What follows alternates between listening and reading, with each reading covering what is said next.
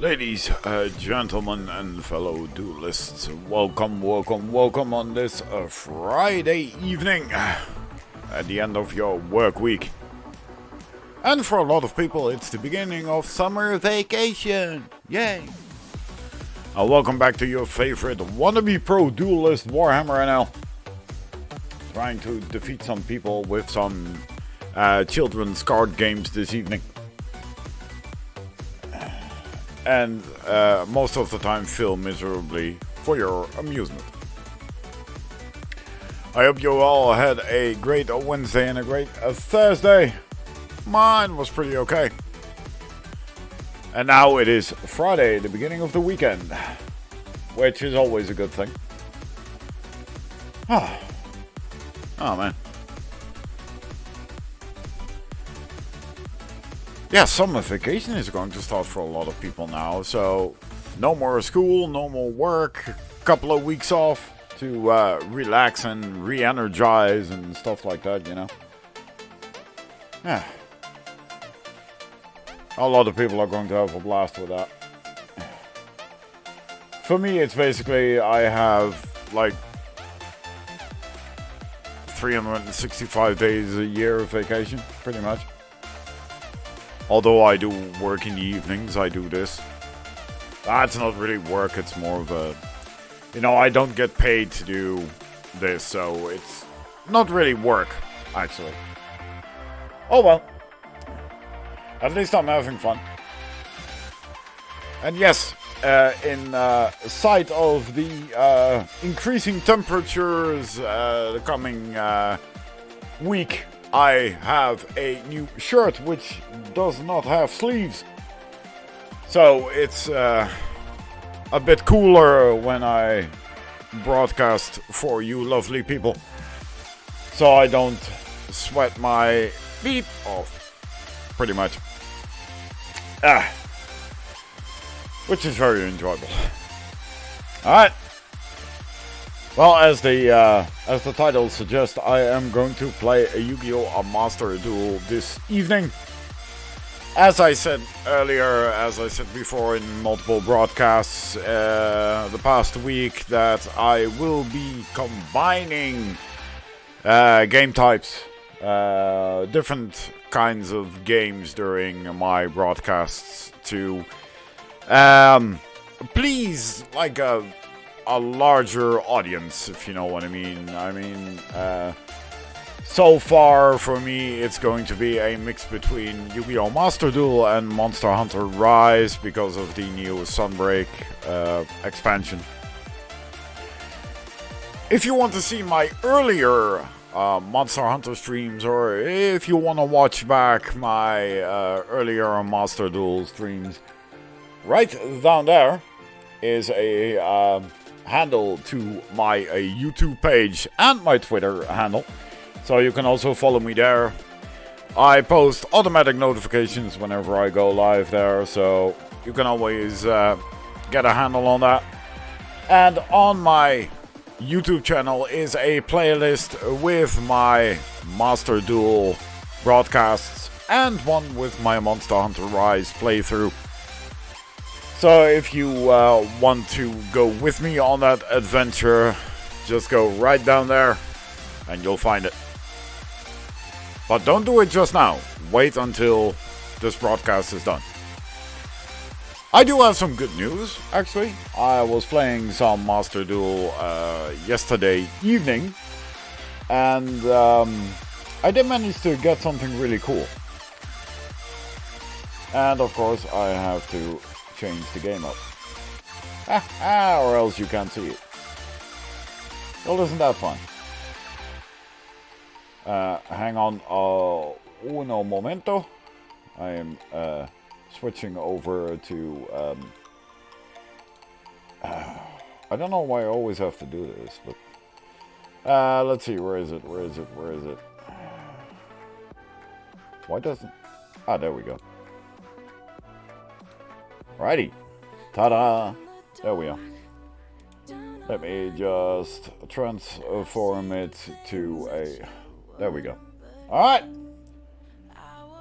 We're back in Master Duel. I managed to get into Gold 2, which was pretty cool.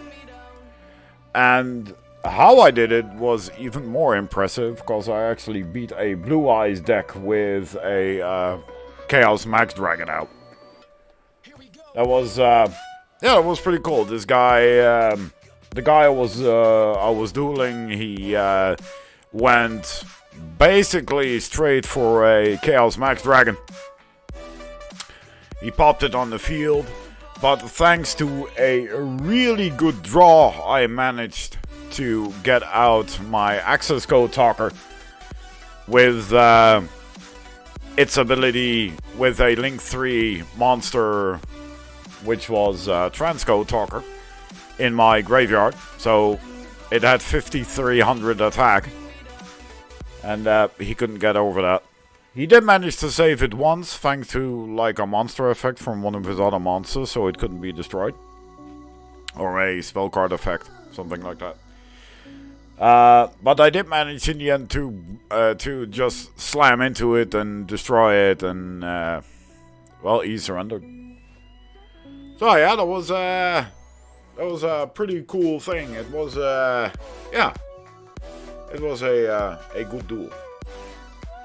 It didn't last long, only around, I think, like 7 turns, something like that. But it, yeah, I was really pleased with the outcome of that duel. So pleased, in fact, that I actually saved it. Yeah, because, I mean, since I've been playing, I mean, last season, Gold 3 was my highest. So now I'm in Gold 2, which is, yeah, it's a step up, you know?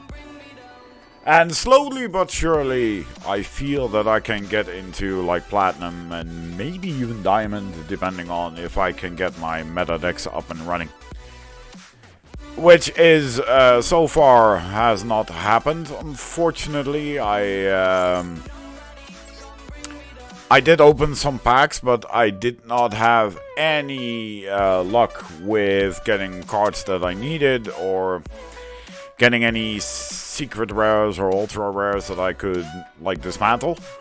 So, for now, it is just the Cybers deck, which is still rocking strong, and the other decks are nearing completion, but unfortunately it's nearing completion for pretty much all of them.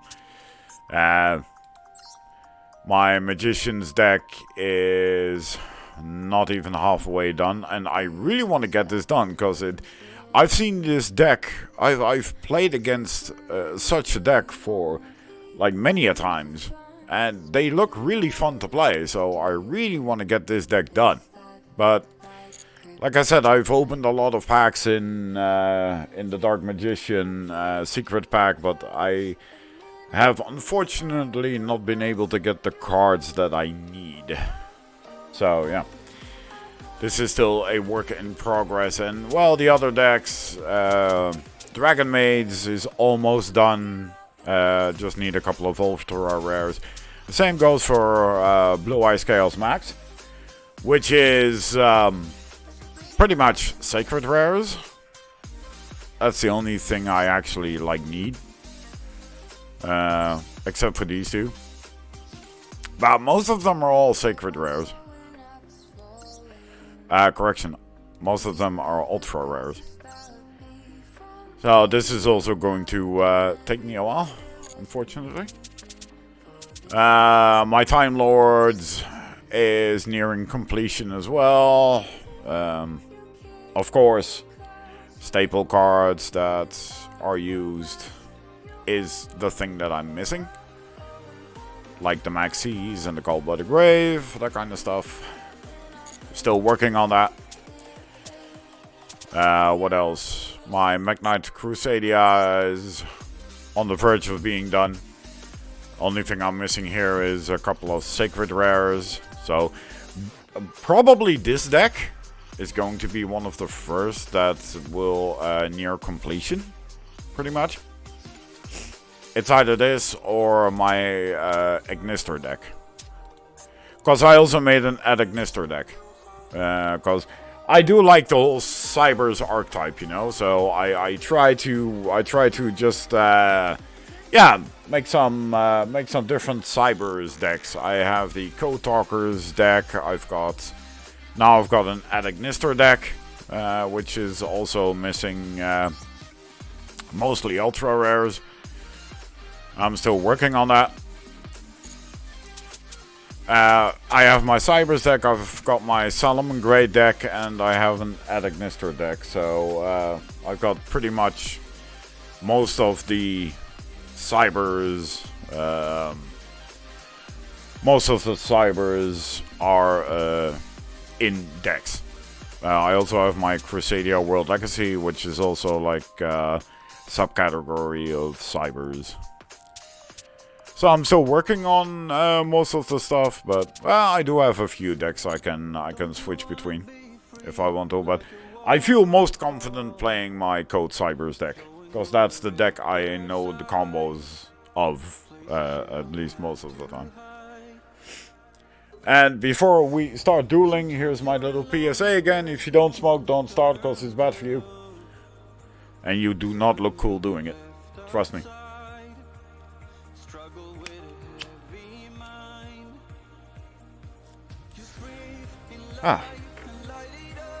Alright. Alrighty.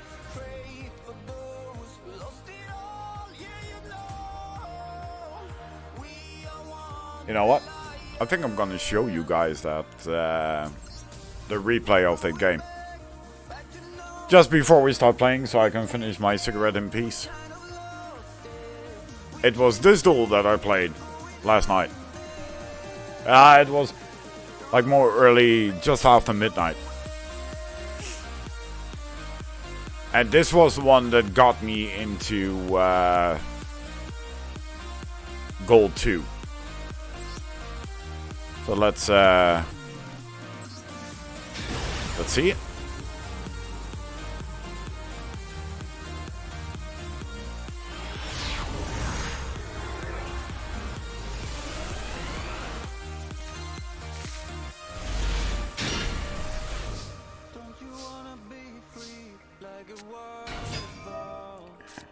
The funny thing is, it says Gold 2 because this was the deck that this was the match that got me into Gold 2.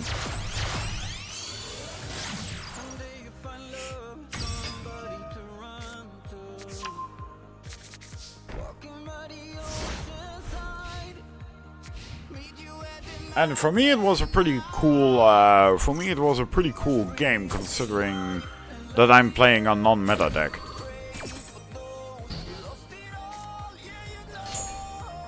I mean, I do have some meta counters, but I mean, it's for me, it's a complete Cybers deck, and it's not even a Cybers meta deck actually.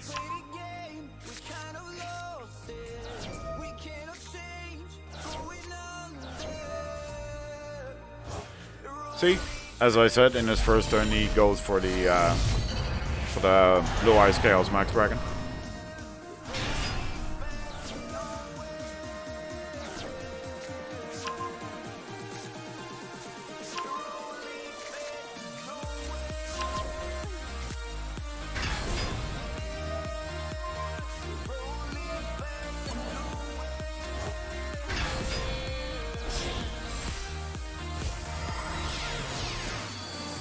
To be honest, with this, I think he actually made a misplay. He could have done a lot more damage if he would have a hold on to both those Blue Eyes cards he had. In my opinion. But hey, what do I know? I'm an aspiring pro duelist. Not a real one.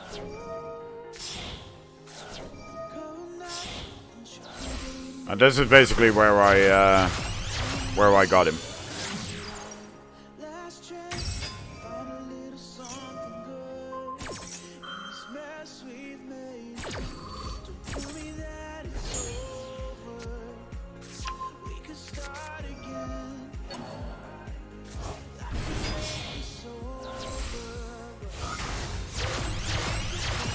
Here comes access code. At first I get rid of his Xyz monster. I did try the, apparently I heard people saying that you could use the effect of Access Code Talker on Chaos Max Dragon, so, but apparently that doesn't work. But I just wanted to try it out to see if it actually worked. Because I heard a lot of people talking about that move actually worked. But apparently it did not. So I tried something different. And I wasn't too happy with that exchange card, that's why I dropped the conflict on it.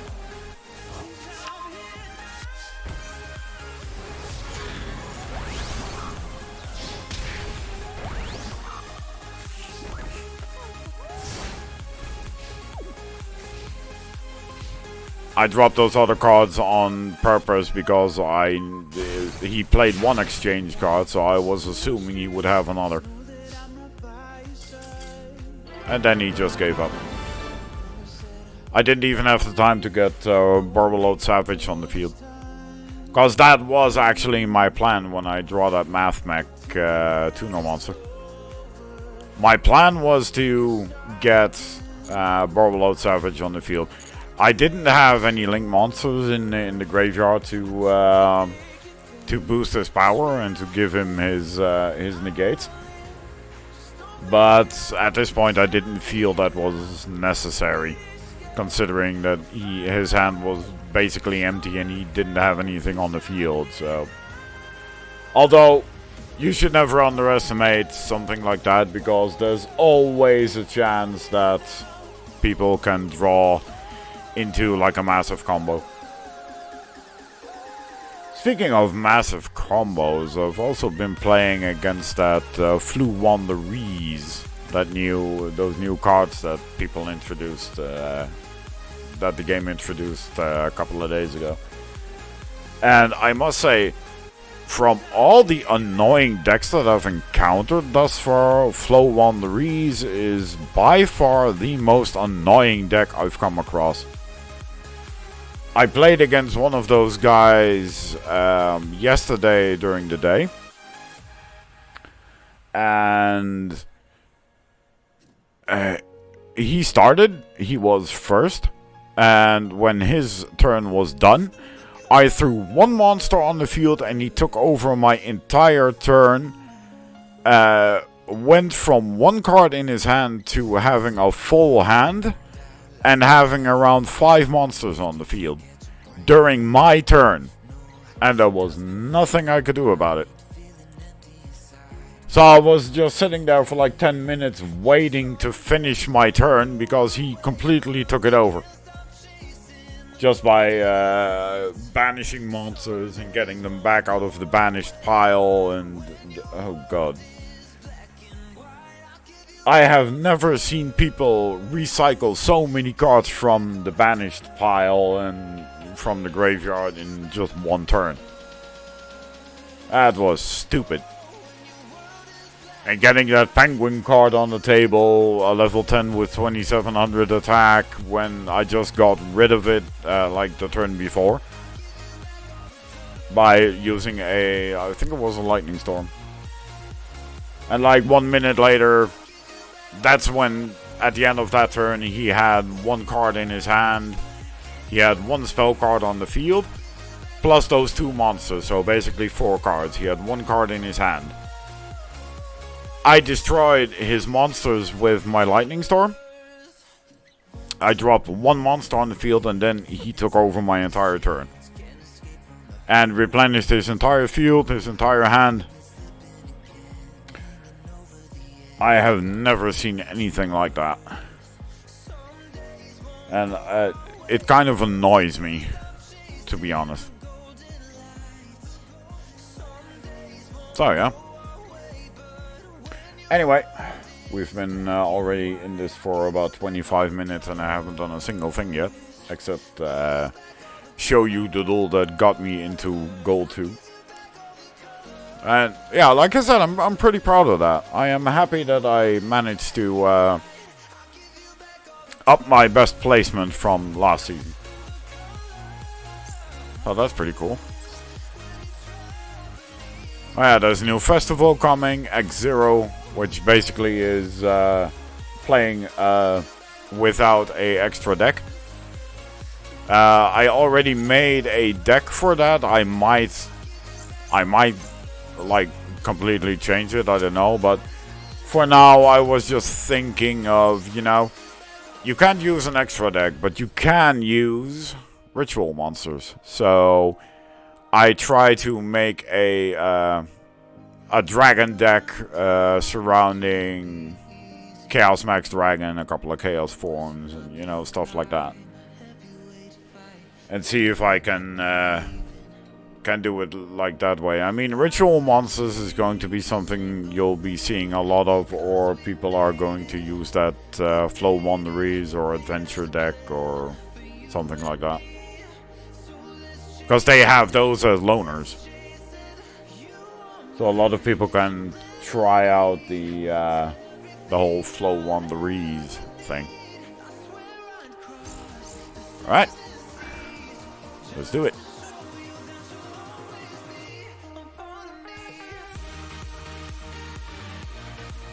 Here we go.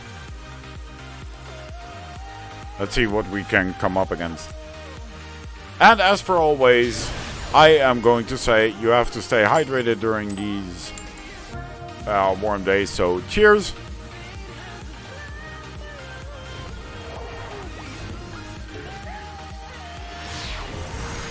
Oh man. That is so good. So good. Alright. Let's see what he's got.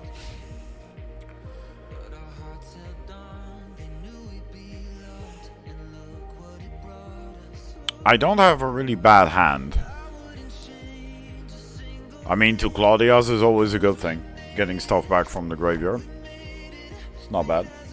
Especially because I can recycle my backup secretary. Or get an extra token with Clock Wyvern. That also gives me an opportunity to, for example, get back a Code Talker with my Talkback Lancer. Something like that. Ooh, is that an Ice Barrier deck? Cool. It's been a hot minute since I've seen a Ice Barrier deck. It's been a while.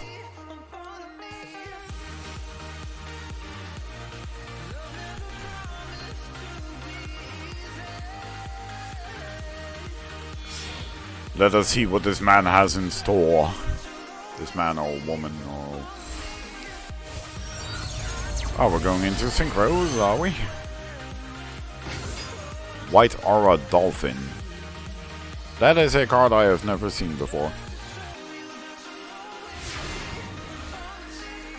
Alright.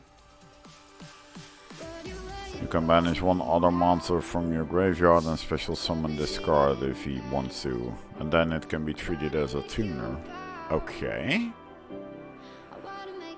That is quite interesting. Alright.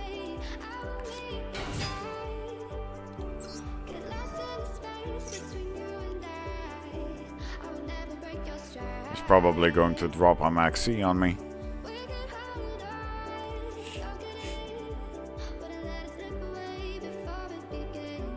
I'm actually hoping he's not.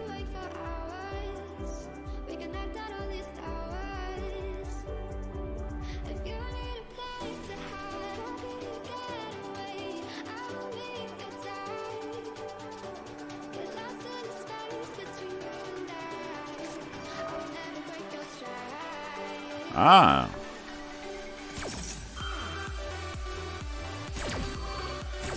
Yeah, I don't mind if he changes it to defense position. I mean, if that's all. Yeah, fine.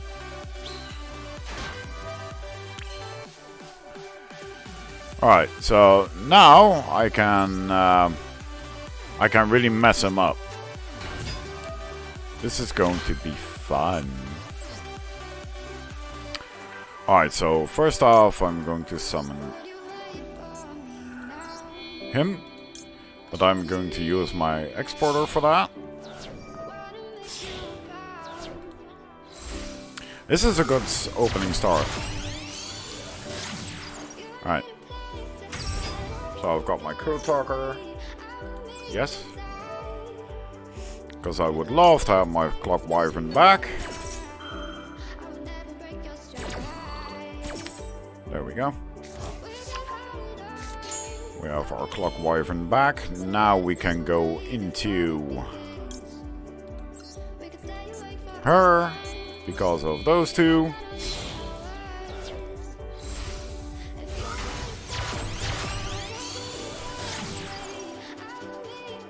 There we go. Now we transform these two into a Aphromax.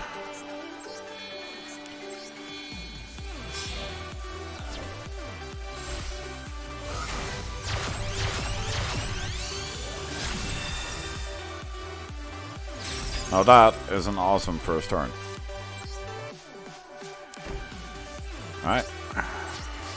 Let's fight.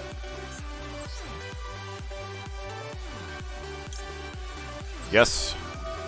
Some extra damage. Boom. There we go.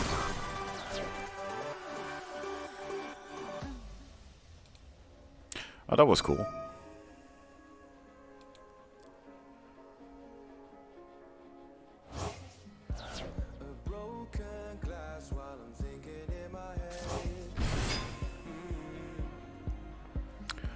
Alright, so he summons that thing back, but that's fine.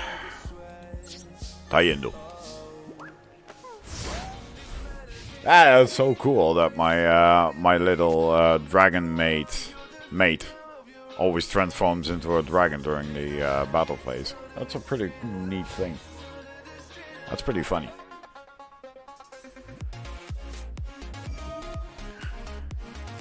I will just have to wait and see what he's up to.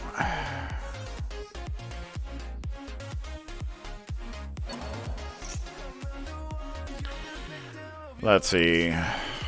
Special summon it. When you control 3 or more ice barrier monsters, monsters are unaffected by blah blah blah. Okay. Ah, so you're going to destroy my card, are you? Ah, that's fine. That's okay. It was just there as a precaution. But seeing as nothing can basically happen to my Avermax. Unaffected. Alright, so it basically just protects his ice barriers. Ah, I see, okay. That's nice.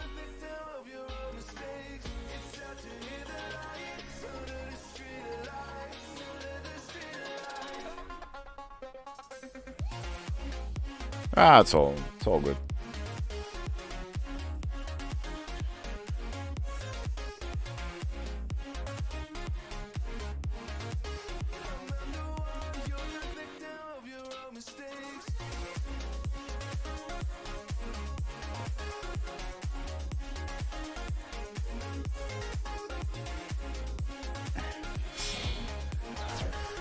Alright.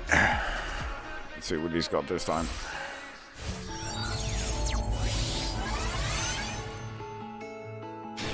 Right, or a behemoth. A divine token, level 10. What? 3,300 attack and 3,000 defense. Oh man. Oh, that is one epic token, dude. Ha! Yeah, you go attack my monster. Go ahead. Alright. There we go. Sorry, dude.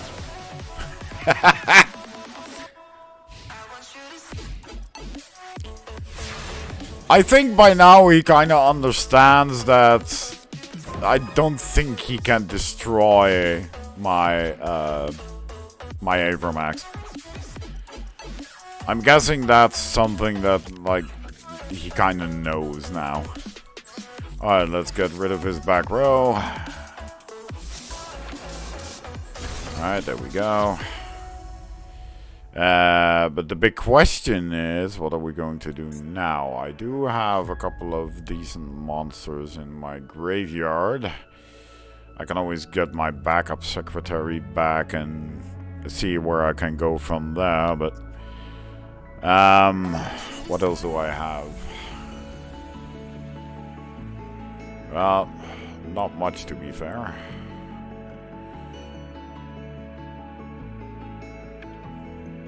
I kind of have another idea.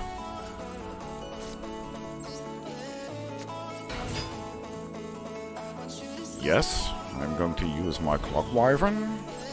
I'm going to use the effect of my Clock Wyvern to summon my Talkback Lancer.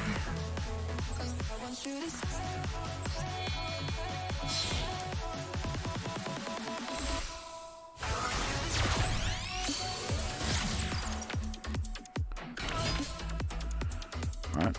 And now I can tribute one other Cyber's monster to... but I actually don't have to. I can just use 2 monsters. Too bad I can't use anything out of my hand. 2 monsters with different names.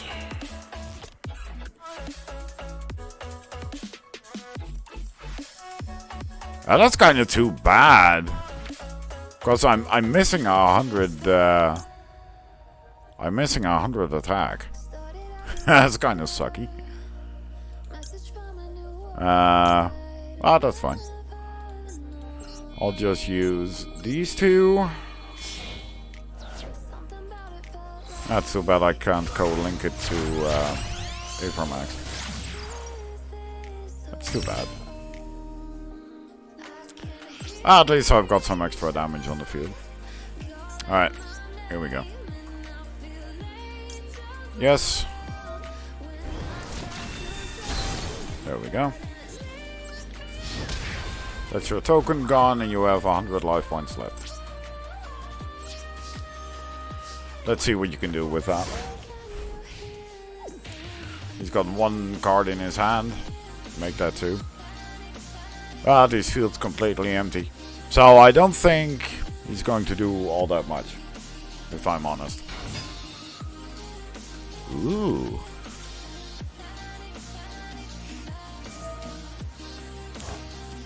Well, I must commend him for not giving up.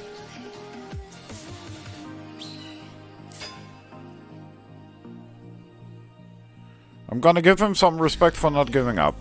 I mean, most people in his position would have just surrendered. Because I'm at full life points, he's at 100. And he basically has one card on the field and one in his hand, and that's it.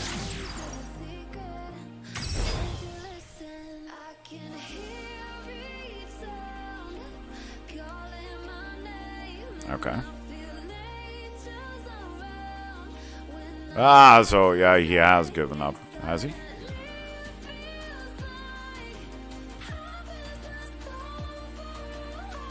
Yeah, he has.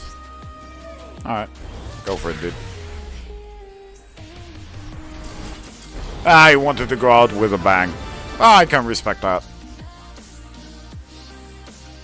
He didn't give up.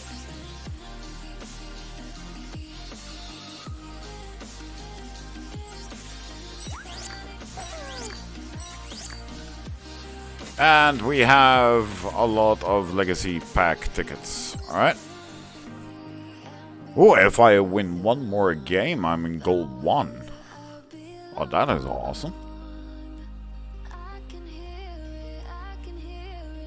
That would be a major improvement over last season, where I went, where my max was gold 3. I was close to gold 2, but I messed it up myself. And I'm on a win streak of 4. That's kind of impressive. I kind of do want to know what my stats are like right now. Just curious. Ah, okay, cool. Yes. Free gems. Woo! Awesome. Give me free gems. Alright, so before we continue, I just want to check the data. See, last season I ended up in gold 4. My highest was gold 3.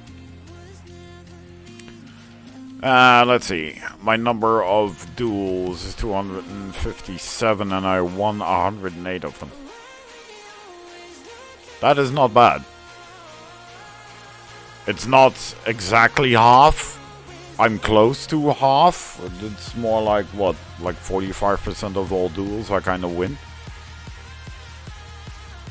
And considering I've been, I have been basically just playing, like 99% of all my duels I've been playing with this deck. And I did make some slight adjustments, but I didn't really throw around the entire deck. It's more of just add one more of this and throw one of those out. You know, but just like mostly keep 2. And most of the time it's either with the Ash Blossom or I might just throw out like a Clock Wyvern and later get one back. I did switch around the extra deck a little bit with adding a Borbalot Savage as like a backup boss monster basically. Because, yeah, Avramax and Axis Gotork are my 2 boss monsters. And Borbalot Savage is a good 3rd. But I did run this deck a while without even having a Borbalot Savage Dragon in there and just having nothing but links. Sometimes I added Firewall Exceed Dragon or something along those lines. It all depends on what I want to do, you know. A card that I also really appreciate, but I don't use much, is the Arrival at Ignister. Because for the moment I'm using 2 access code talkers instead of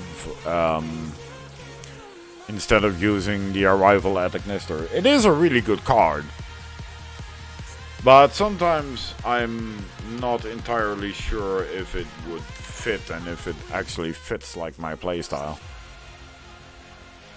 Because it does have some really good effects. You can get it up to around like 4 to 6,000 pretty much in attack power. It's unaffected by other card effects. And once per turn you can destroy a monster. And you can summon a token. So it can go into other combos. You know. So it is a good card. But I'm not sure if I want to lose Access Code Talker over it actually.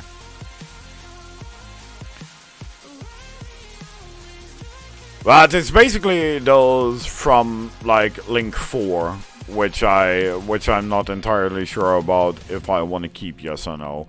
The other ones are pretty much set. 2 talkback lances to get back the code talkers and go into like a Link 3. I have those opportunities. I'm keeping my Nightmare Phoenix and Unicorn. Masquerena is a keeper, of course. And, well, yeah, I'm still using 2 Decode Talkers, but just because it's my favorite card. Even though I have a lot stronger monsters, I really like Decode Talker. I don't know why. There's no specific reason. I just really like him. I just really like the way he looks, and that's basically the only reason. I really like him. And he was one of the first cards I ever played that had like this summoning animation, right? And he was the very first Link monster I actually managed to play on my very first game. Because I just wanted him out. So yeah. And that's why he holds a special place in my heart. That's why I have 2 of them. I know it would be more wise to use like a second maybe Power Code Talker or an X Code or something along those lines. Because of abilities, but I don't know, I'm just a really big fan of Decode Talker. And, well, Avramax and Access Code are my second favorites. But I do want to like switch out one of those for the Arrival. Just for, I don't know. Just maybe I can throw him out and throw something else out and throw him in. But for now I'm just going to keep the 2 Access Code Talkers because their abilities are just really, really good.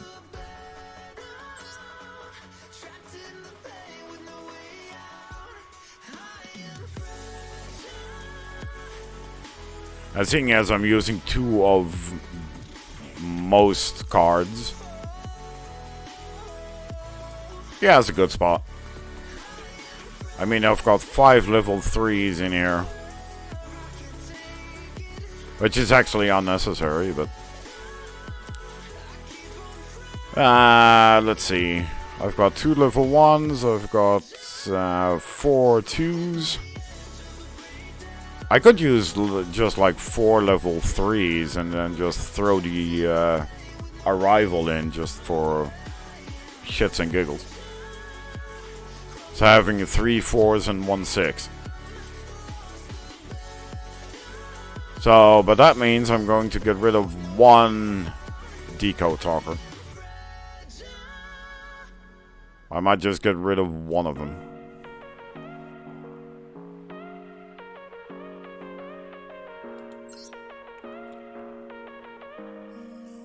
mean, still, this card is really good as well. It's really underappreciated. It doesn't get used much.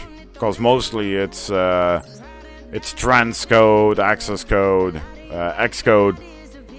But power code isn't used much. That's a really good card.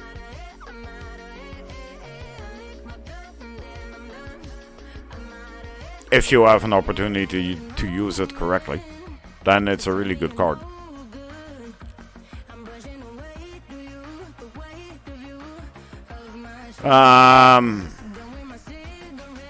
But you know what? Just for now, I'm going to dismiss him and throw him in. Now I still have 4 level Link 3s. I've got 3 Link 4s and 1 Link 6. Which is fine. I need 3 monsters with different attributes. Well, I've got dark, I've got fire, I've got a light, I've got an earth, so... You know, and here I have enough different attributes. I've got water, fire, dark, 2 winds, even. So I actually do think he can work in this deck.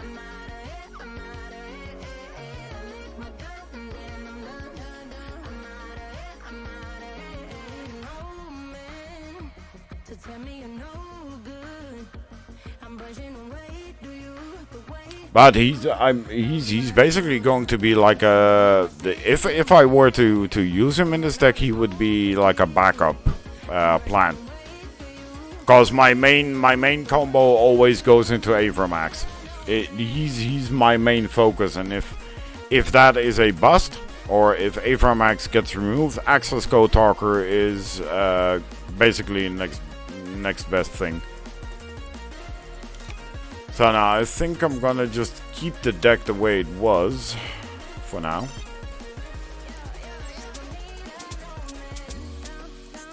I just have to figure out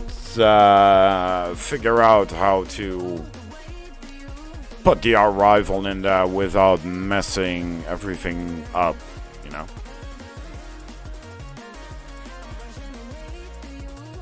And he does work better in an Adagnister deck. Because those are, considering the amount of cards that they have, monster-wise, they have a lot more diversity in their attributes. You know, as you can see, I've got a water, I've got 3 fires, I've got lights, I've got a wind, darks. There's a lot more going on with that deck in terms of attributes.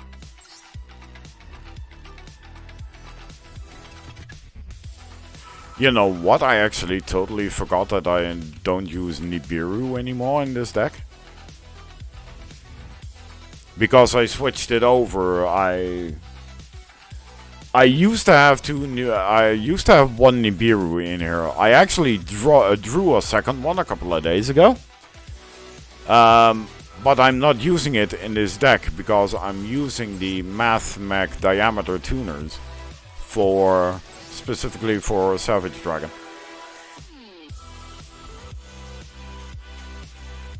Normally I would use Nibiru because he's one of the best hand traps in the game. So normally I would go for him, but in this case, I mean, this really works really well. Especially with Barbell Load, if you can equip him with a Link 3 or a Link 4 even. That makes him really powerful. And even though Nibiru is a good card to play, I don't know if I want my deck higher than 40 cards. I mean, drawing 2 Nibirus in the same hand is going to be a difficult thing to deal with, you know, especially if your opponent doesn't summon 5 monsters in a turn. But I can always try it.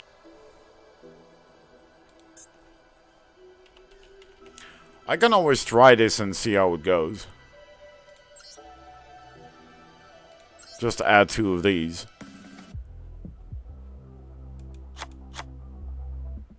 Well, then I have 42 cards, but oh well. Let me just try this and see how it goes. I mean, having a Nibiru in your deck is not always a bad thing. Especially now when you're going up against those like Flow Wanderees decks and, you know, the decks that do all the fast summoning. I've come across a lot of Sword Soul Tenji decks who do exactly the same thing.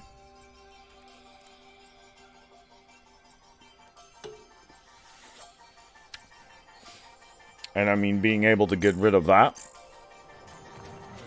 that's always a good thing. So, that's the whole plan. Alright. Let's go. Let's hope we can get into Gold 1. I need one more win. And I'm really excited. I hope I can get into Gold 1. So, wish me luck.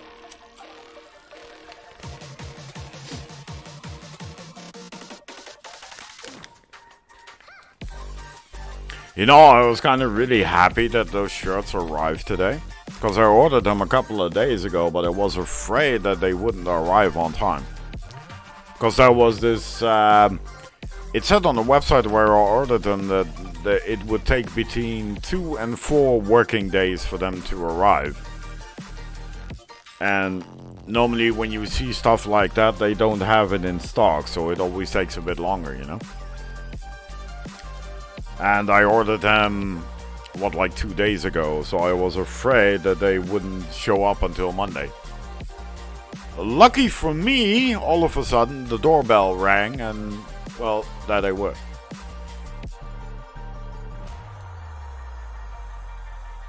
So yeah, I'm pretty happy with that.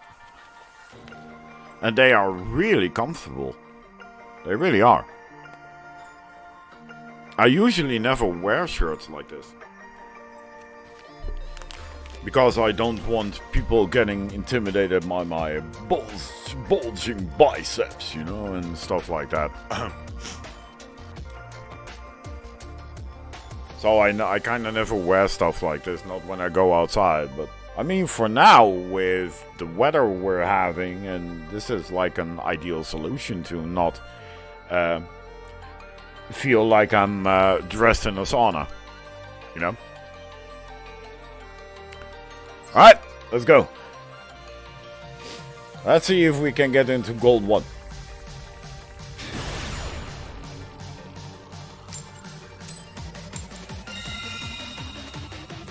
Ah, I can choose. I will go first.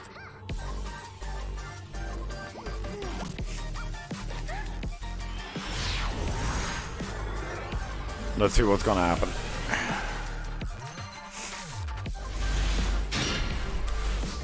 I do have a really good opening hand. It's a really good one. Let's just hope he doesn't have any max C's. Because if he does, I'm screwed. Oh, apparently he doesn't. Nice. Alright. So, first off, standard move. We're going for Code Talker. We're just going to leave the token on the field for a possible next turn usage for Masquerena. But I do want a conflict for some extra defense. Let's just drop that down and drop this one here, and then we're good. Alright.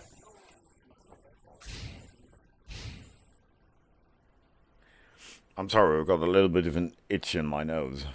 It's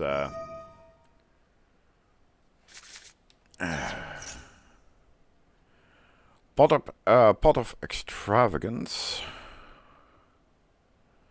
Draw 1 card for every 3 banished, and he banished 6.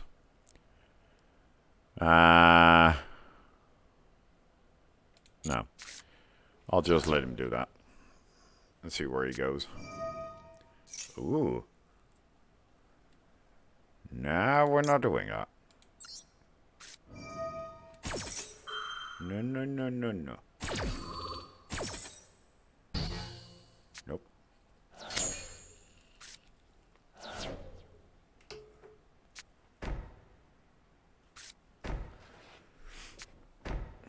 Oh dear. Please give me my phoenix feather. Please. Alright. That's fine. But first, before I continue, it is... we're going to drop the... There we go. Sorry about that, but apparently my music ended. What? Okay. Yes. It's always nice to get back a card. So now we go into Masquerena.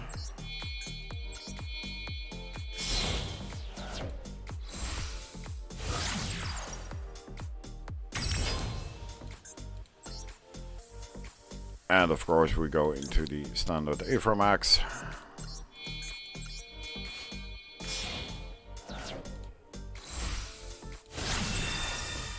There we go.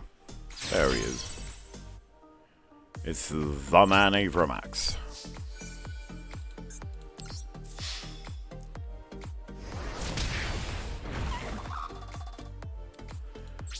Alrighty. Dying. Oh dear.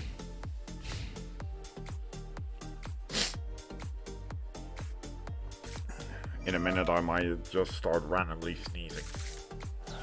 Oh man. It was nice weather today outside, but it was a little bit windy.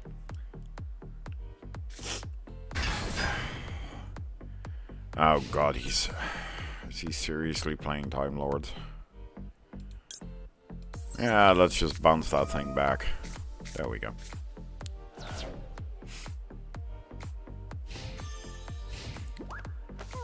I'm not a big fan of you using Time Lords. Sorry. Oh, look at that. This is nice. What can this thing actually do if I summon it?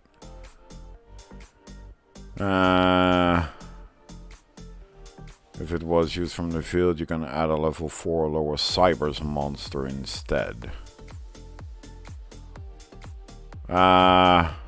Okay.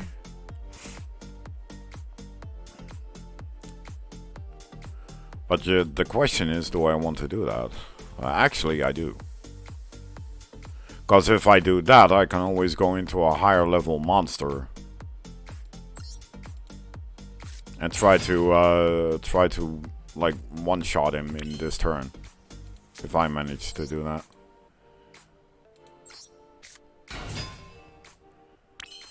Alright. He does have some sort of counter. I don't know what, but he has some sort of counter. I can actually do it even simpler. I should be able to go into... oh no, that only works when I use him for a code toggle. But that's fine. Alright. Let's do that. Yes. Let's see, what do we grab? We need something we can use from the hand. Or, I could grab my conflict. I think I'm just gonna do that. Instead of anything else, I'm just going to use the conflict. Because I know he has a Time Lord in his hand. Oh, that doesn't work. Yeah, it only works on my code talker. That's fine. Alright.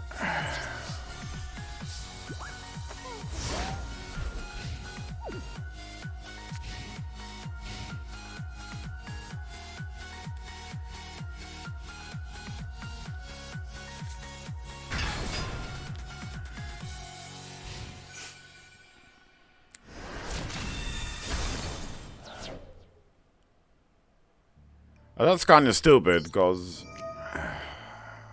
my effect didn't work. See ya.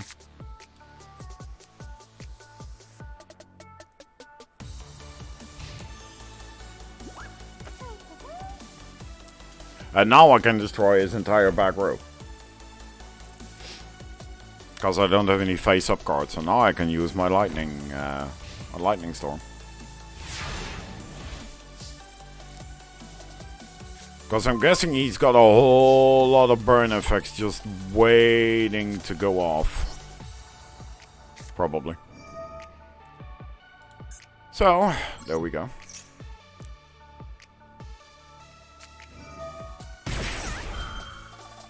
Ooh, he shouldn't have done that. Because now I can probably end him. If he doesn't have any stupid things lying around.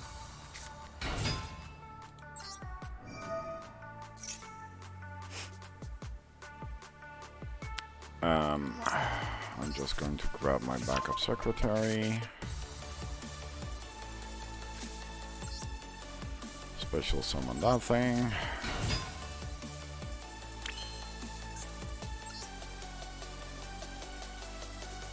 I can only summon this. Well, that kind of sucks, because I don't have anything to, I don't have anything else. You know what, I'm just gonna attack him and see how far I can get.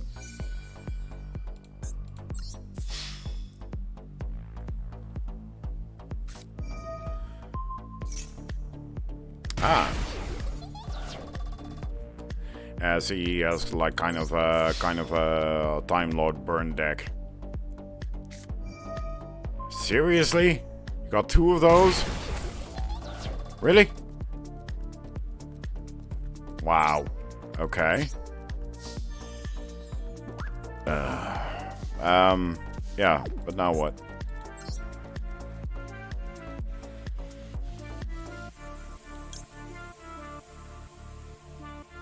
Well, I can discard 1 card to destroy 1 of his cards, but that would leave me like wide open if he decides to summon a Time Lord.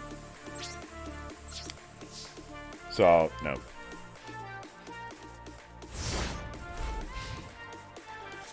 It depends on what Time Lord he gets, because he wants the guys that can burn.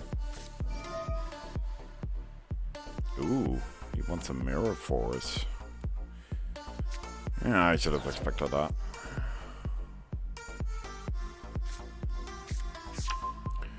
Yeah, you go lay down your Mirror Force. Go ahead. Okay.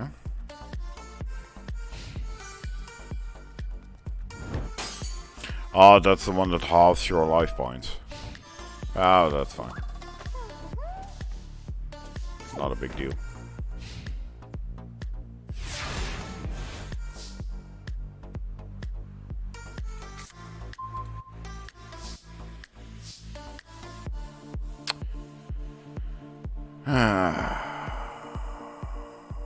What am I going to do?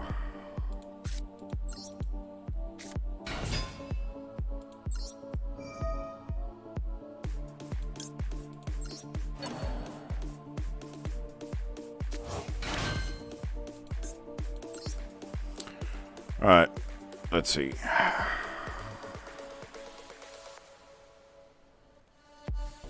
Yeah, I mean, the annoying thing is he has a Mirror Force. And I know he has a Mirror Force. I know he has one. And I'm assuming... and this is just a guess, but I'm assuming... that it's the one that he placed last. Just to throw me off. Because the first one he dropped immediately. So I'm going to get rid of that. And I'm gonna bounce that. Yes. Please tell me I destroyed this Mirror Force.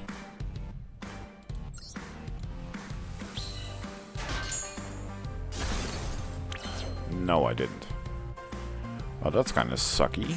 Now what? Well, I do have some possibilities, actually. I do have some options.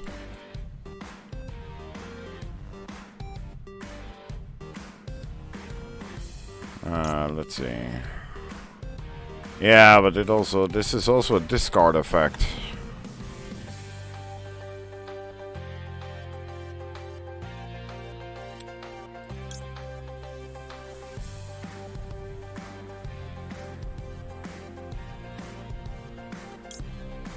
No, I already have an idea. Because now I know what his Mirror Force is.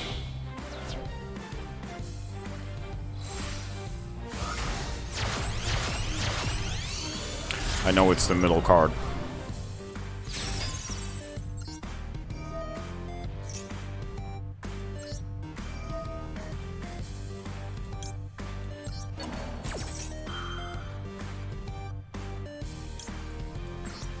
No!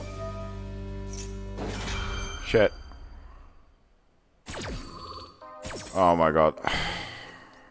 I did the wrong thing. Oh my, I completely screwed myself. Oh boy, oh boy, oh boy. Why did I do that? I am so stupid. I am so dumb.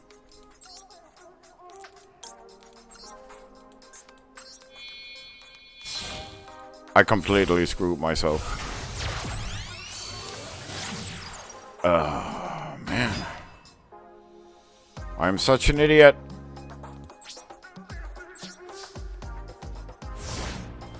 I shouldn't have done that. But I thought I could select the card and not use the card, so I just misclicked. Let's just hope he doesn't get anything useful. And of course he does. He gets the one with the 4K. Oh, of course he has such a lucky draw.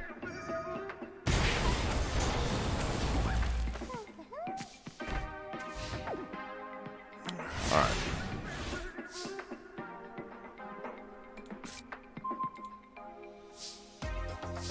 Alright.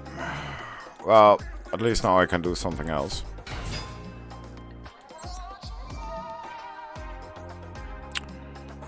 Let's see, I need a level 4. Alright.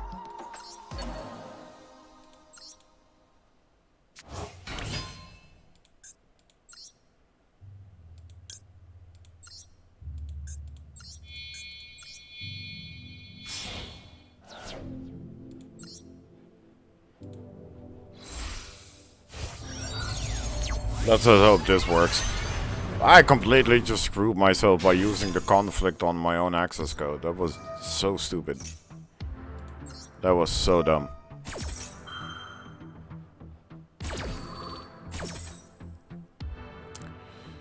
Alright. Let's just place that. Well, I do have a lot of cards to equip. So let's just equip that. Got a card with 4,500.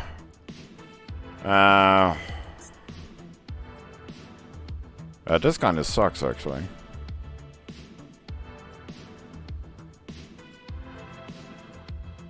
But I don't know, do effects of other monsters...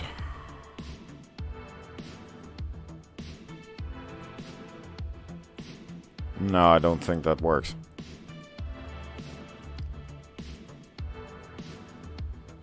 Now, you know what? I'm just going to end it right here. At least I've got a decent monster on the field.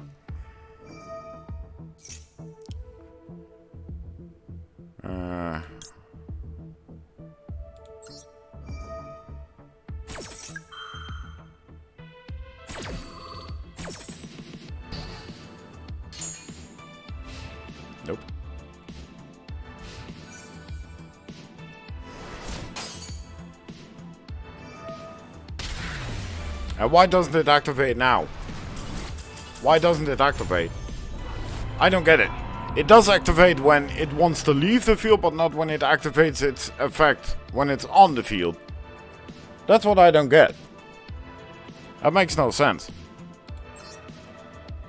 But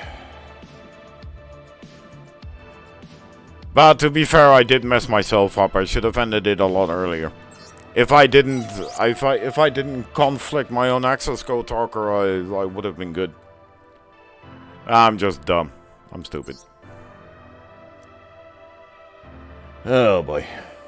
Fantastic move. Dueling one-on-one, never mess yourself up. And what did I do? I messed myself up. Fantastic. Oh boy.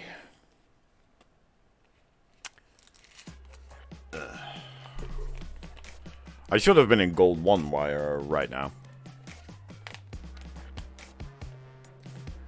Oh boy.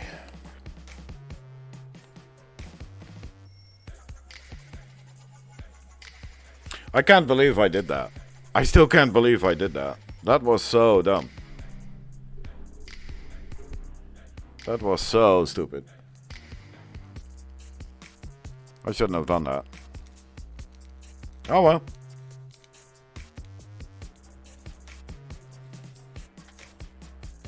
Really.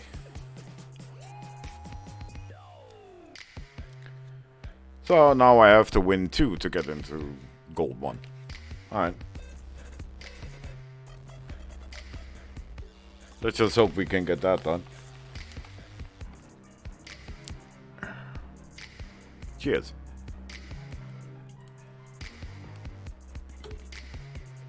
Ah, that is some good stuff. Alrighty then. Let's go.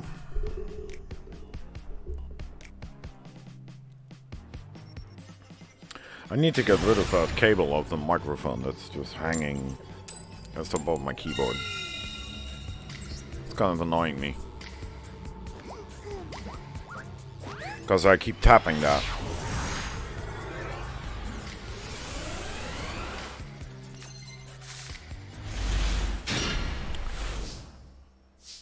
This is not a bad opening hand.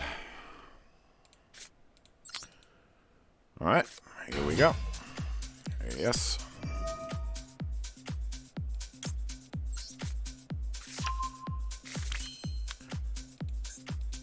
Now we instantly go into a normal code talker with microcoder because we want our conflict.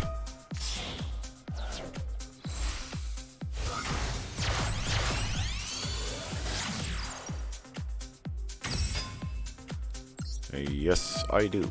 Please. Thank you. Alright.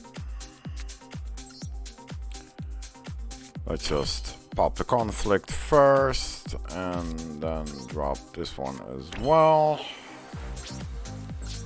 And now we end our turn. And this is something I've been waiting for a long time, to get something like this. Look, I've got 3 cards on the field, but I still have 3 cards in my hand, so I still have a decent hand.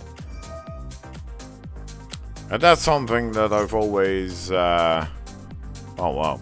Really? Awesome. You know what? I'm going to annoy you. There we go.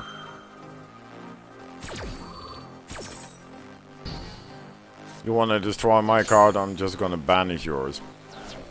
So you won't have it in your graveyard. Ha! Neener, neener, neener.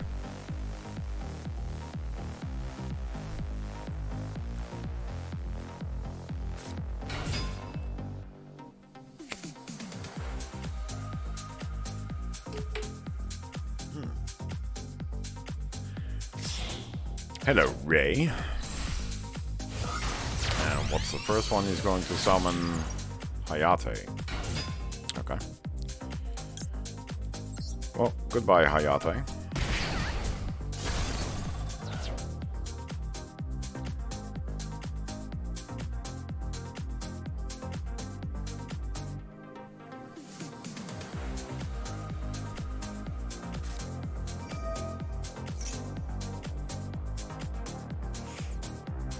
Okay.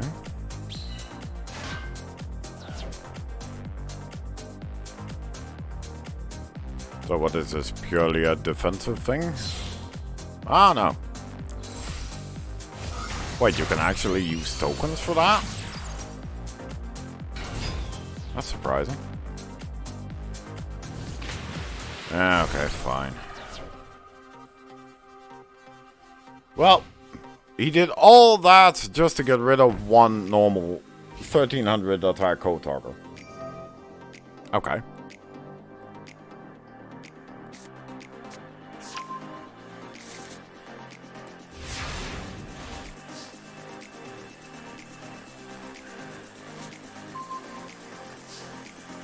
Ooh, looky. Well, that is interesting. So now I'm going to summon that.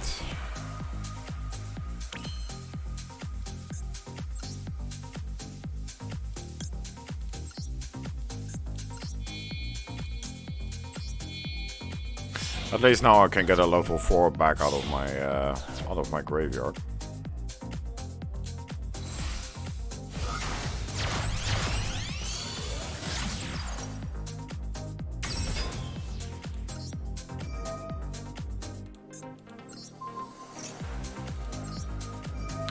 Yes, please. I want my ladybug back.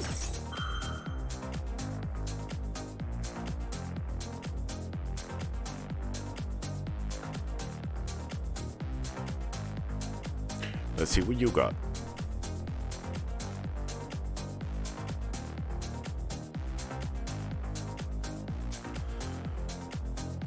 This is a deck that I'm really interested in as well, those Sky Strikers, but you don't see them really all that often. Surprisingly enough. Alright.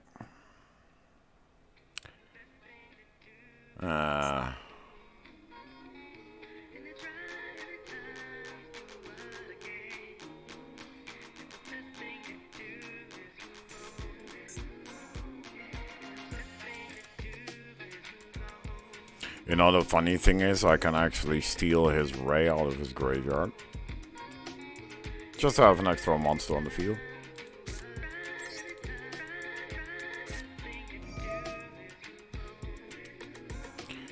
If he doesn't decide to screw me over. Or I could grab a monster on my own. I mean, that also works.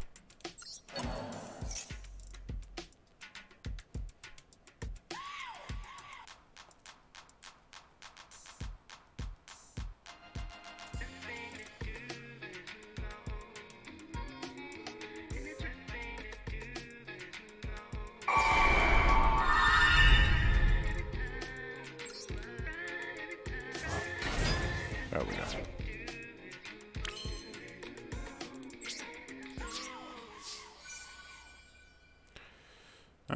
Let's attack with that thing first.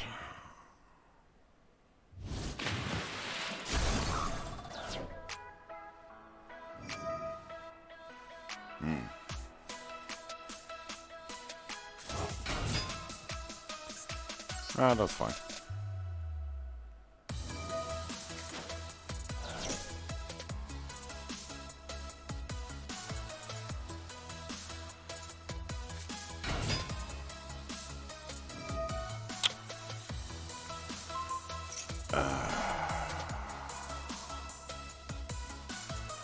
So what, he just ended my battle phase? Is that what just happened? Apparently he ended my battle phase. Okay. Let's see, what else can we do? Well, not much actually. Except just boost up my defenses a bit. And screw him over as well in the meantime. If my radiator is not on once per turn.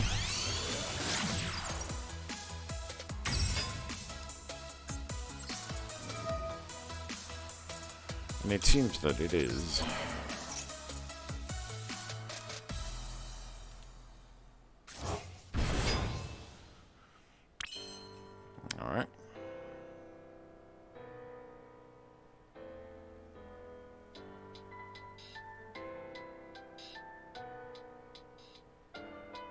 You know, the annoying thing is that he can always get his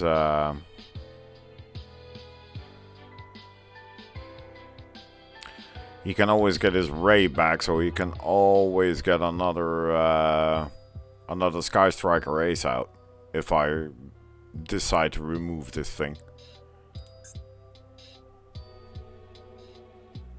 And so far, they can't target these with effects as long as I have Transcode Talker on the field.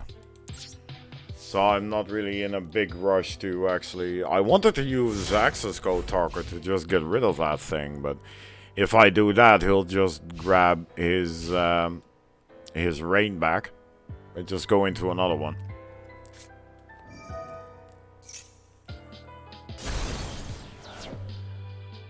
I was afraid of that.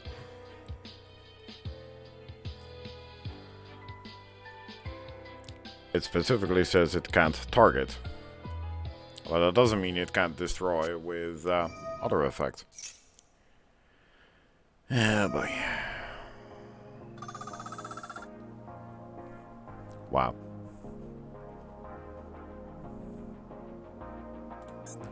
What is that?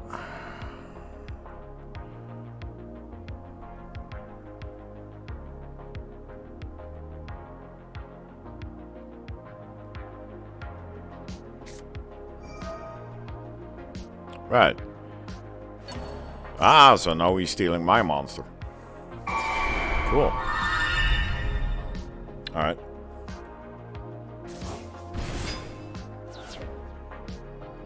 Oh, that's kind of lame. Use your own monsters, dude.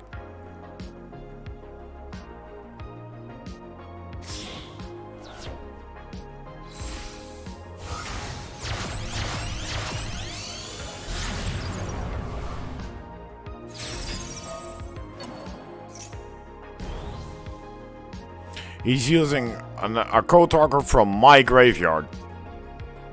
Excuse me? Are you joking?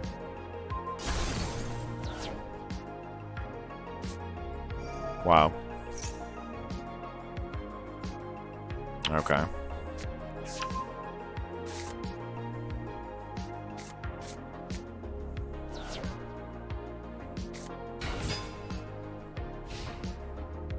It's too bad he doesn't summon another monster. If he had, I would have been able to use my Nibiru. This kind of sucks. Because now I'm screwed.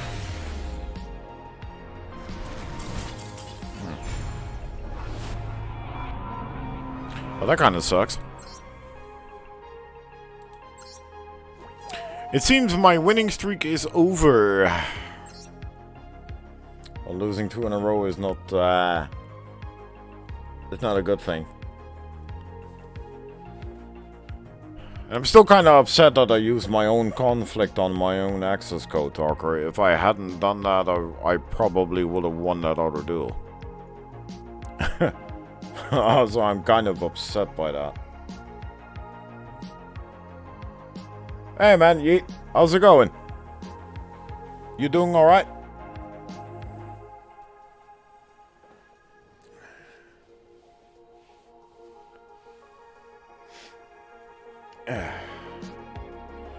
Oh man, that really sucked.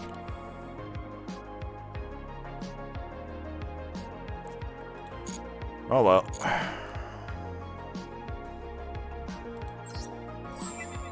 I did complete some missions though. There we go, that's another 60 in the bag.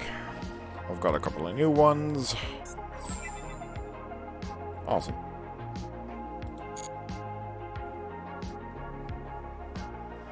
Ah, I'm doing okay, man. The weather's nice. I've been having some fun with my card games.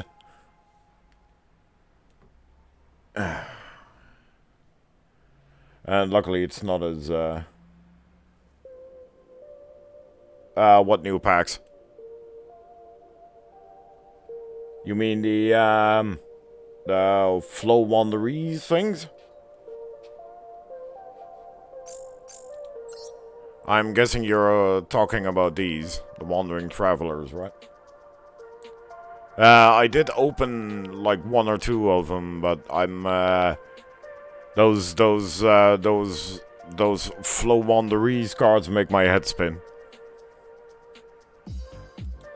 I've been playing against a few decks yesterday that were using the Flow Wanderees engine, but I mean, they recycle so much out of the banished pile that it just makes your head spin, dude. In the beginning of the broadcast, I was talking about that I played against two of those decks yesterday or the day before in the evening, and at one point, the guy went first, and he did his normal thing. He put two monsters on the field. At one point, at the end of his turn, he had one card in his hand, two spells on his field, and two monsters on his field, right? So my turn starts, I drop one card, and he activates some counter effect, and 5 minutes later, before you know it, he has 5 cards in his hands, 4 monsters on the field, and 2 spell cards. And he totally hijacked my entire turn. And I couldn't do a darn thing about it. I couldn't do anything.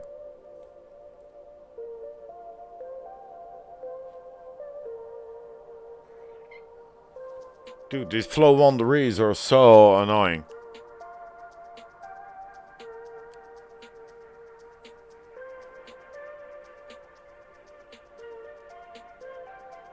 And I've seen, trust me when I say I've seen some annoying decks, and I've faced some annoying decks, but those Flow Wanderees just they take the cake, and they'll probably eat it too.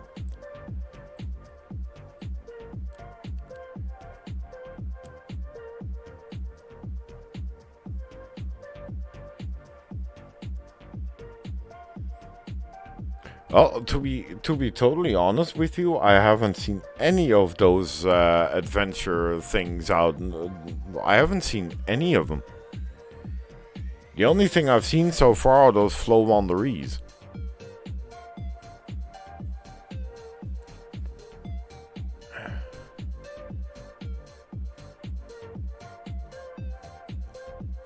And I did manage to get into Gold 2. I had a win streak of about 4 or 5 duels, but I now have I'm now on a losing streak of 2 duels because I messed myself up in the first duel of the broadcast. I used my own Signet Conflict on my own Access Code Talker by accident. So I banished my own Access Code Talker with 5300 attack and lost the duel because of it.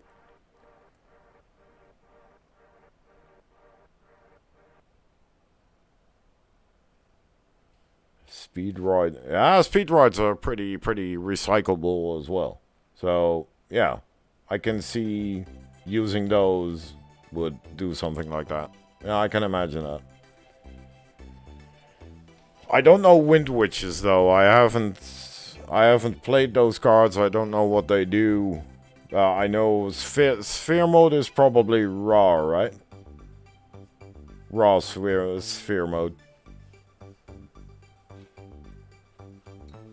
If I'm correct, if I know my Yu-Gi-Oh lore.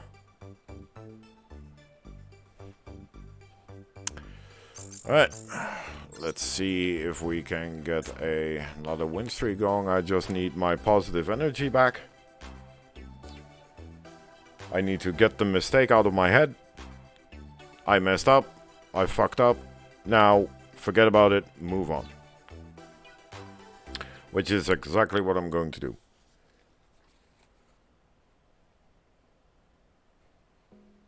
Ah, I see. Okay. Well, it's actually in the name. Wind Witches. So I should have seen that coming. And I also think there's a lot of speed rides that are also like wind attribute, right? That cat just keeps licking me. It's probably salty because it was hot outside this afternoon. I'm probably a bit salty. That's why he keeps licking me.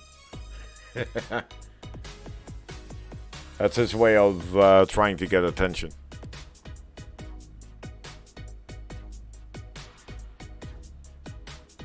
Yeah, you're a good boy. You're an old fart, but a good boy.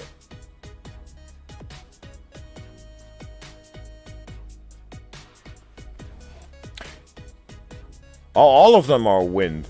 Yeah, I knew a lot of them were wind, but I didn't know they were all of them. But yeah, that makes a really good combination. Just having everything of the same attribute. I can see how that would work. Alright. Let's see, you know what? I think I'm going to remove one of those Nibiru's. I think 2 of them is too much, if I'm honest. I think I'm just gonna go with 1. It's either 1 or none. Cause so far it hasn't really done much yet.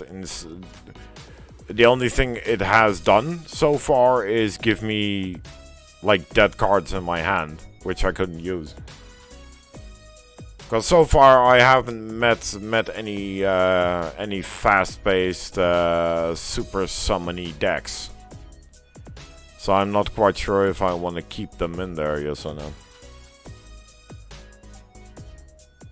I mean, I have my Ash Blossoms, I've got my DD Crows, I've got my Ice Dragon Prisons, I've got my Conflicts, so I do have a lot of stuff to get rid of stuff. Without Nibiru's.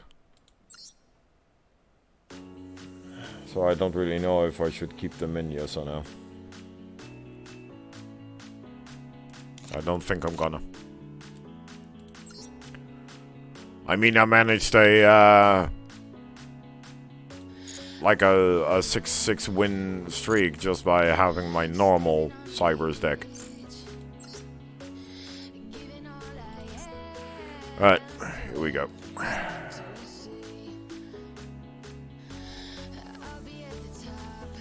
Cheers.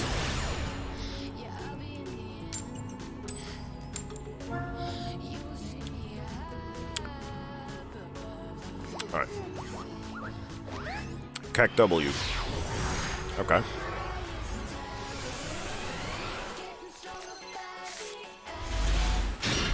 Let's see what's going on. Not really a massive great opening hand, but there is something I can do with that. Of course he has that. Because why not?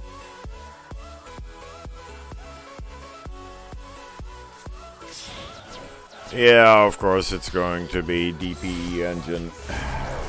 Sure, why not?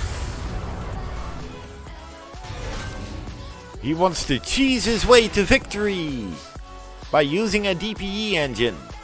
Fantastic. Oh, this is kind of nice. I do have a Signet Conflict. The only annoying thing is now that I need a DD Crow, I don't have one. Although I could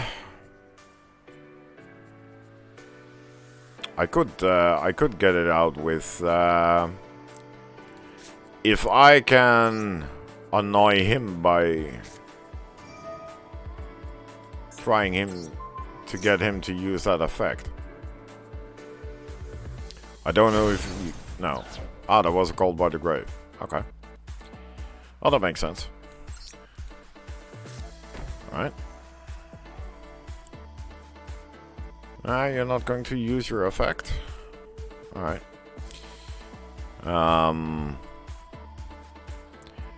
Yeah, he is probably going to use it as soon as I summon a monster.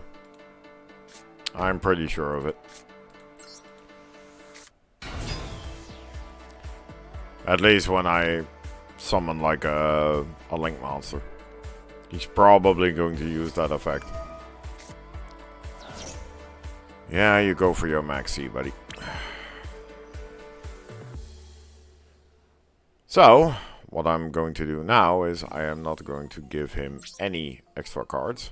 So screw that.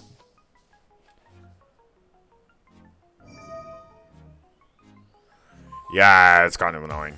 See? Well, that's fine.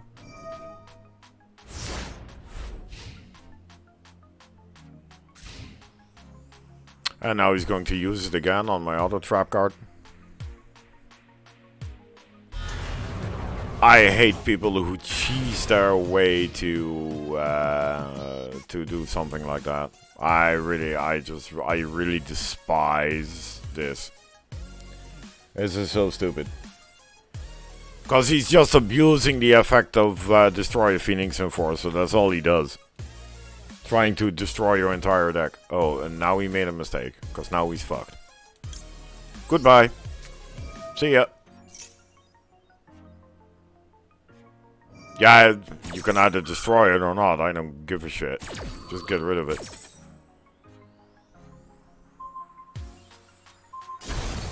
Ah, that's fine. See? As I told you, that's the only thing they do. They just abuse that effect. That's all he does.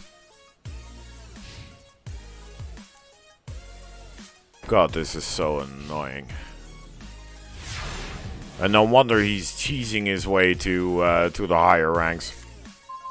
The only thing you need is the DPE engine. That's all you need.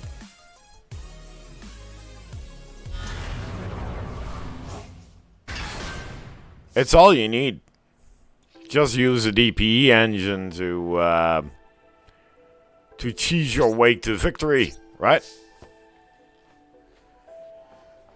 Ugh. I do love how the card looks, but I just hate how the card works. People just abuse his effect in any deck. It doesn't matter what deck. I mean, what's the guy even playing? It doesn't even matter as long as he has, like, Fusion Destiny. For all I know, he's playing a full deck with 40, what? 30, 37, 38 Ojama monsters? Who knows? Who cares? All this guy cares about is his fucking DPE engine. That's all he cares about. And I still don't have my crow, so I cannot do anything. And you know what? Here. I'm just going to completely annihilate your back row. Because you're just saving up cards to sacrifice. See? There we go. Called by the grave. Yeah, fine dude. Just get rid of my one monster in my graveyard. Fantastic. Go for it.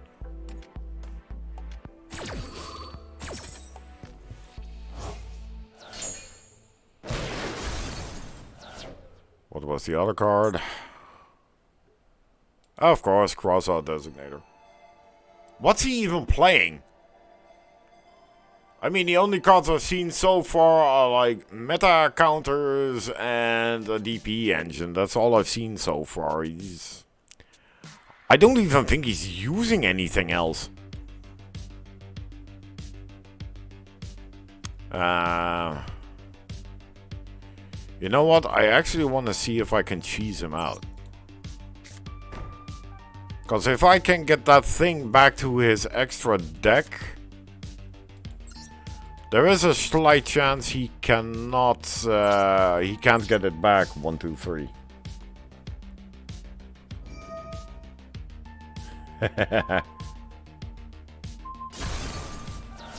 See? I got him. Good job getting rid of my MST, dude. I'm proud of you. Oh my god, I just only cheese out the effect. Cause I can't win any other way. Let me just do it again right now. I want to do the same effect again. Come on. Look, there we go. Same effect. See? See, he's just using it again. It's the only thing he does. That's so lame. I wish this game had voice chat. I wish it actually did.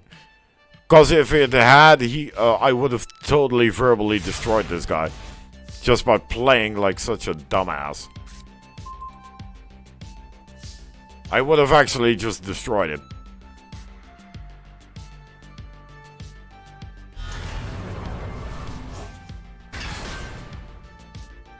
This guy is an absolute pussy. And now I have a DD Crow, but I can't use it.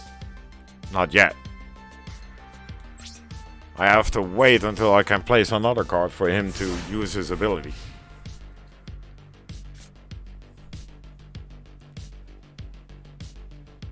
So I am going to receive some damage. Let's just hope that he can't do anything stupid and like one-shot me in this one turn.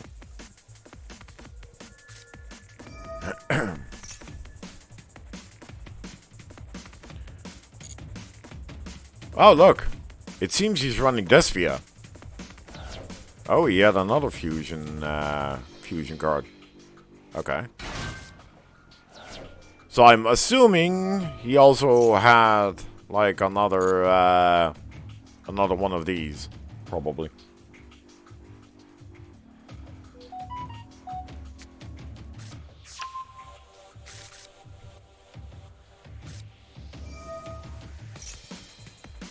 Yeah, I don't care about that. I just want to get rid of that stupid Phoenix Enforcer. That's all I care about. Yeah, he can probably one-hit kill me now in this turn. Ah, that's fine. I don't want to deal with bullshit like this anymore.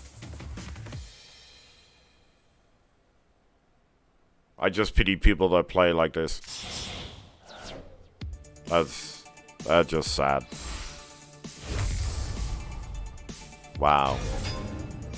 Awesome, dude. Now put your monster in attack mode and just kill me. At least try to.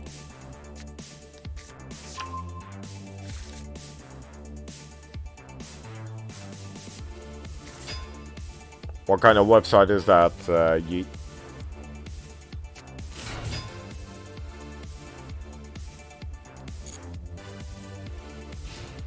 Goodcards.dex. Yeah, just finish me, dude. Have fun in Gold 1. You fucking cheeseball. Just piss off. I hope you get destroyed in your first game in Gold 1. I hope you get absolutely annihilated.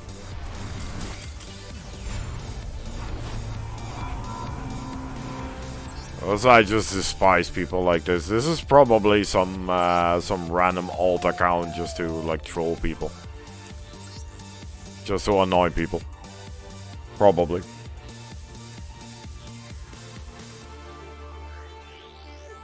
Ah, I see. I get it. Yeah, sorry, I was a bit distracted. But now that I'm reading it, yeah, I kind of get that it's a meme thing.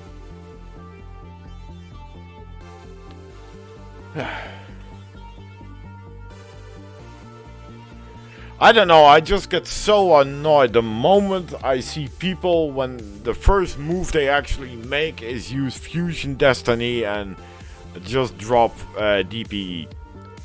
That really annoys the crap out of me when they do that. Because you know they're going to abuse that entire effect. That's the only thing they're doing, right?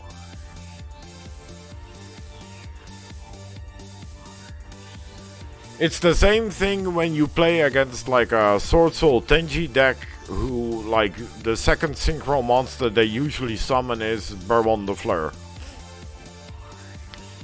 Which is also a pile of garbage. That entire card is just a pile of garbage. Right? So they already have like a Sword Soul Synchro Monster or a Yin Zhang Synchro Monster on the field. And then they drop Baron de Fleur just to protect themselves because they have no idea what else to do. Right? So they use a brain-dead maneuver of using Baron de Fleur's effect, because it can basically negate anything.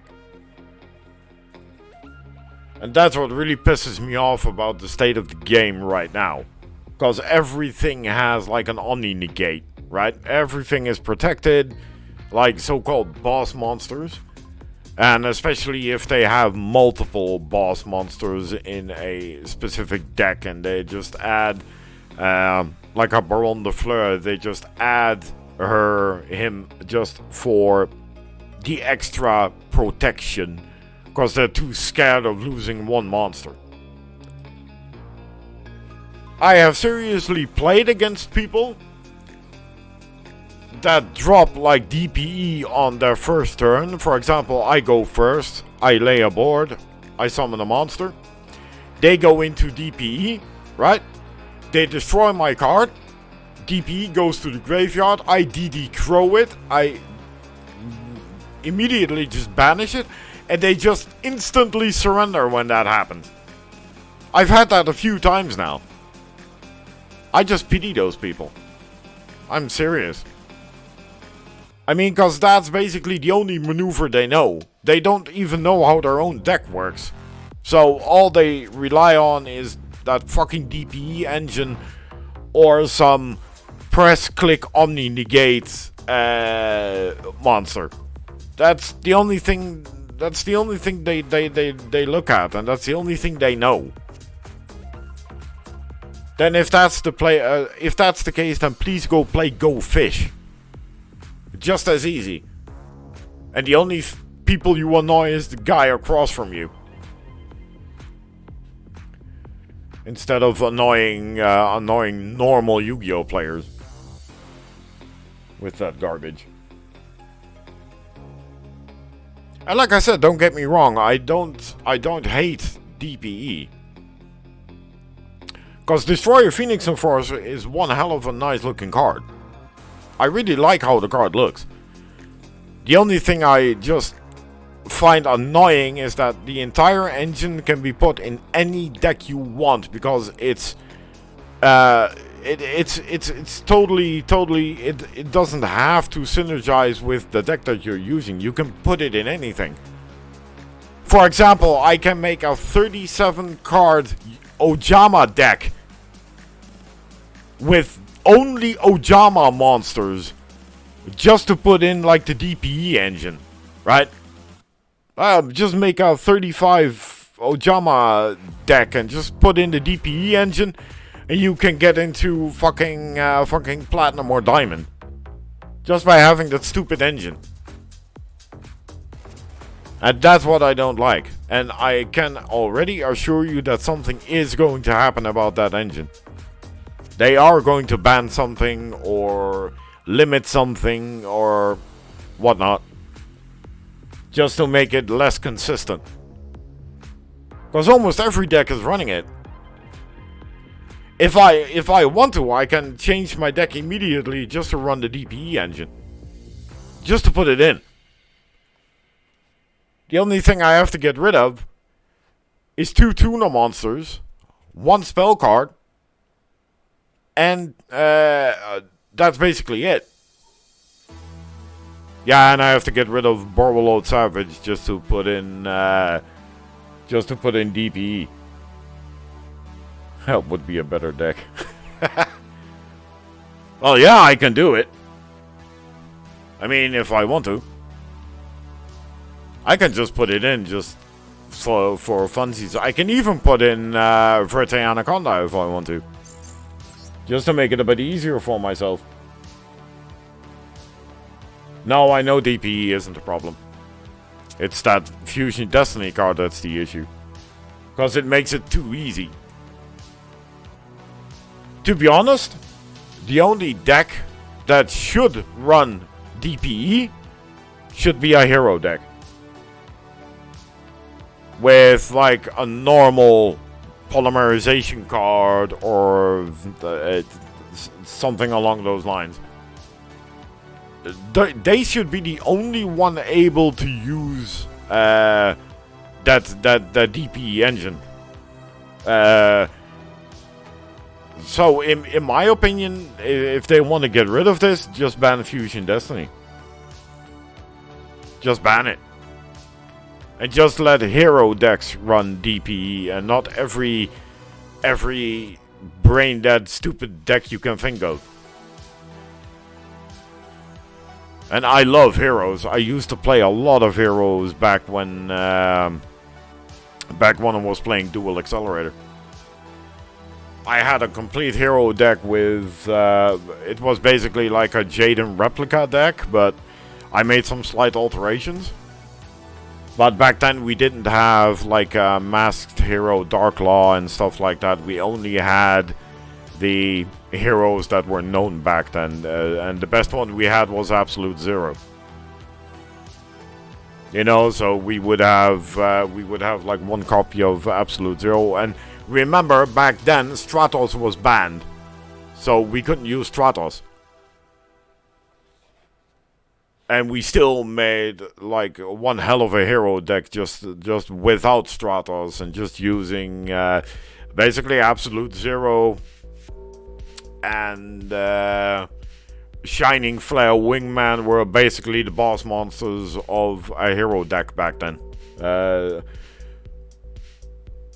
Unless you were using Destiny heroes, which would be like Destiny Hero Dragoon or something like that. But yeah, back then the cards were pretty pretty stable, you know.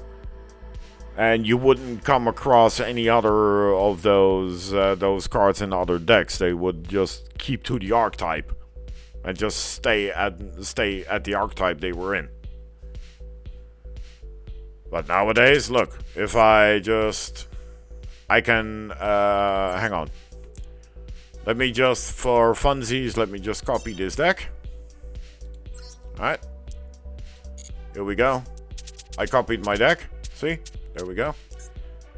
Now we make a slight alteration.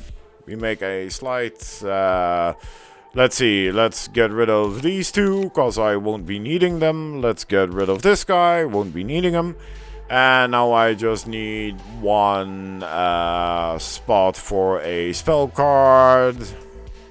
Or two. But I can basically get rid of these two, because I won't be needing them. So let's get rid of those two. Let's go search Fusion Destiny. There we go. Two of those. Now we need... now we need Phoenix Enforcer. Look, I even have two of them. So I could even throw in two of them if I want to. But okay, so we have Phoenix Enforcer, so now we need Dasher. So we put in Dasher, and we need what's the other guy's name? Celestial.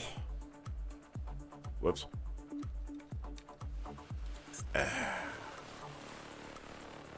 What's his name?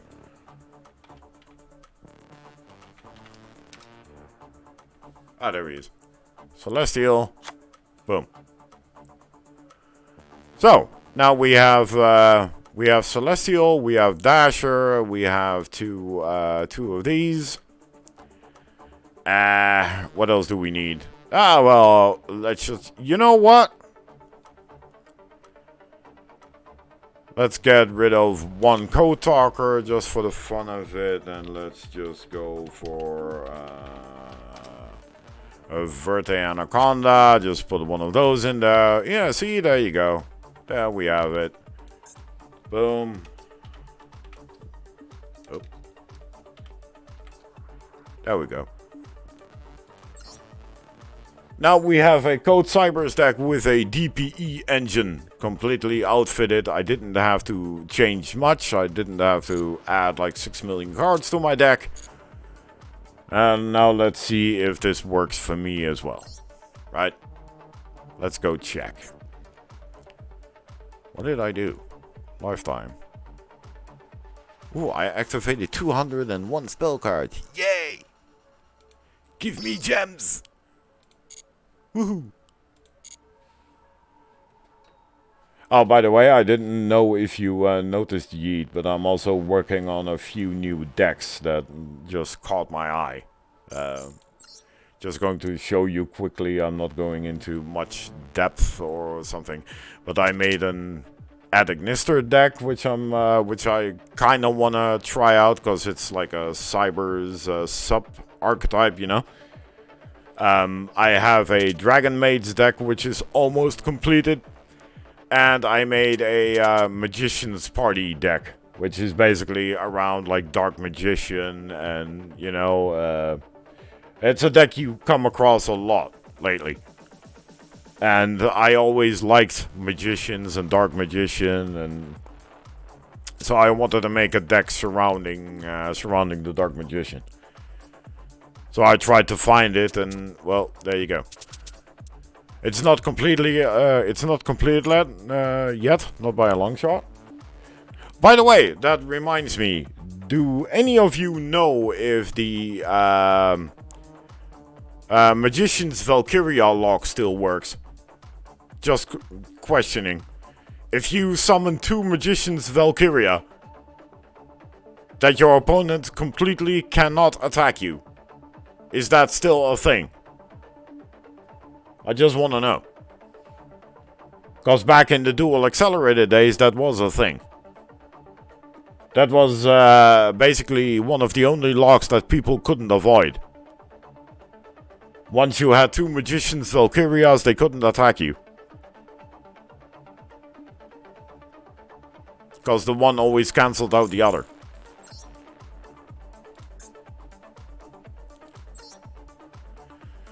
Alright, let's just change the deck just for the fun of it. Let's go with an extra DB. Let's see. The card is called Magician's Valkyria. It's, I can show you. It's this card. Just check it out. I think I have one of them. I'm not entirely sure, but I think I have one of them. Magicians.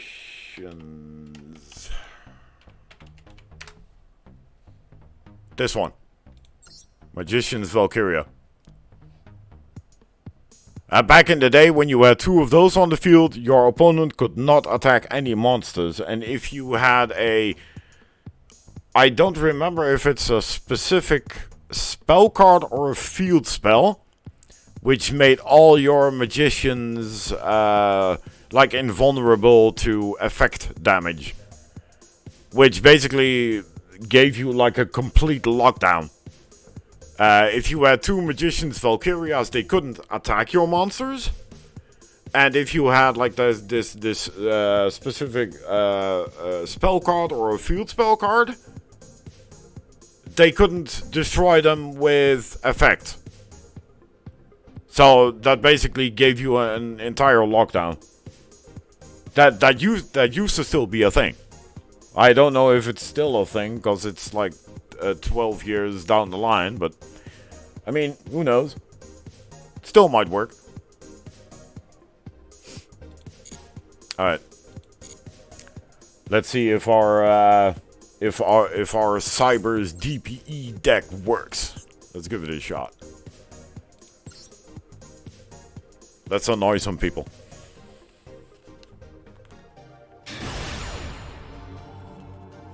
I should change my name to Warhammer DPE.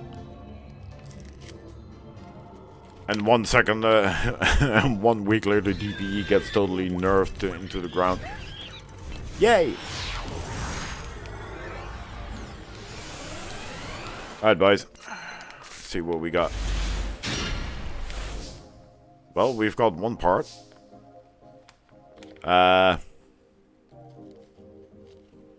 This is kind of annoying because for the moment I can't really do all that much. The question is, what do I want to do? I'm just going to summon that. Yeah, I'll just give him a false sense of security for now. Just gonna use this and this one. I mean, if I don't have to use the engine, I'd rather not, but, I mean... Yeah, of course I put Anaconda in the extra. Of course I did. Alright. Yes, I want to use microcoder's effect as well. So please give me spell card, please. Give me trap, yes, thank you. I have trap. And now I get monster back. Yay. Oh no, I get a token.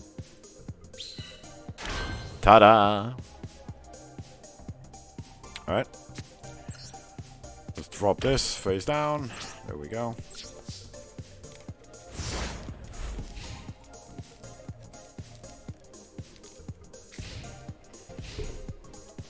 I mean, the best thing would actually be if you could use it without Anaconda, because Anaconda does lose you 2,000 life points if you use its effect to get that fusion done.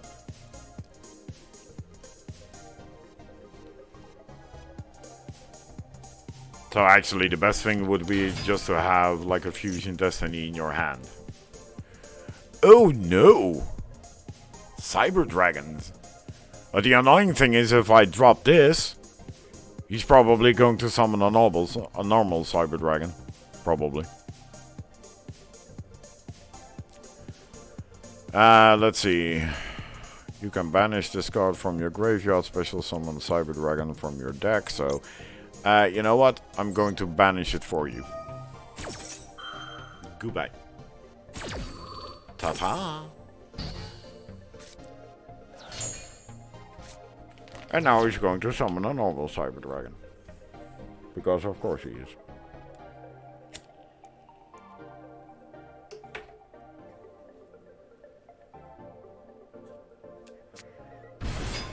See? I knew it. I knew it.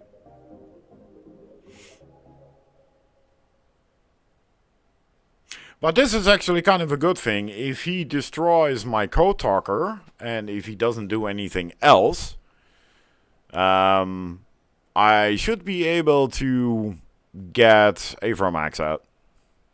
If I plan this correctly. And if I am not too preoccupado with all my music and doing stuff like that. There we go. Ah, alright. And I'm sorry for the music on repeat, guys, but these are the only two, what the hell was that? What did he just do? The fuck is Mega Fleet Dragon? What? What is this? I've never seen that card before. The hell? A level 10 with 2400 attack. And this card should have one hell of a special effect. If it's this weak. Let's see. Oh well. Alright. So now what?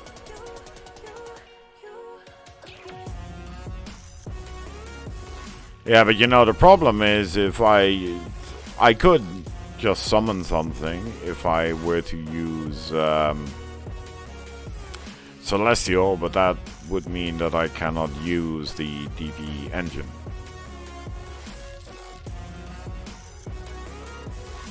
Because I would need 2 monsters to actually get Anaconda on the field.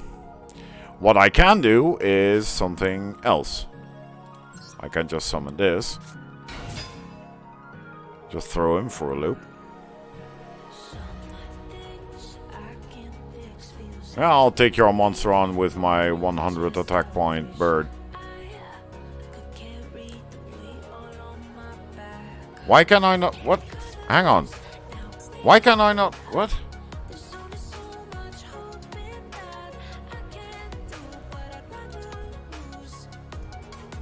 On level 2 or lower sub. I forgot I only have 1 Code Talker left. I forgot. Oh, schnitzel. I forgot I dropped one. Oh man. Oh well.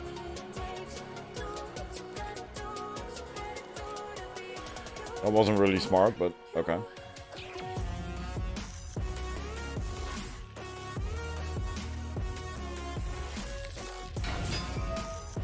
Alright, ladies and gentlemen, after this duel I am going to take a 1 or 2 minute break to go to the toilet and get myself a new drink. Just don't go anywhere.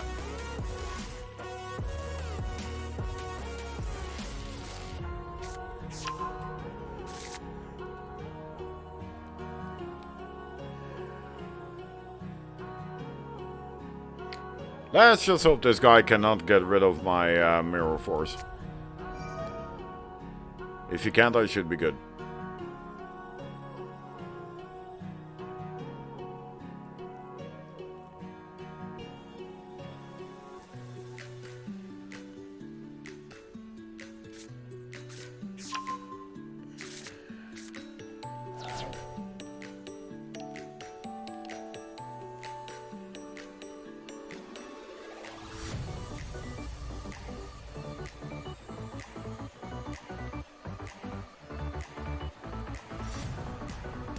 I also actually want to throw on a light because it's kind of getting kind of dark in here. Because the sun's setting. I'm surprised that it doesn't really change the like the camera because it's so dark in here.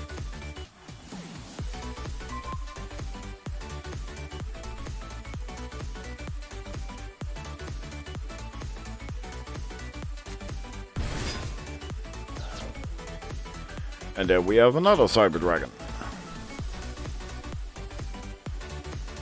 And now we can go into something bigger.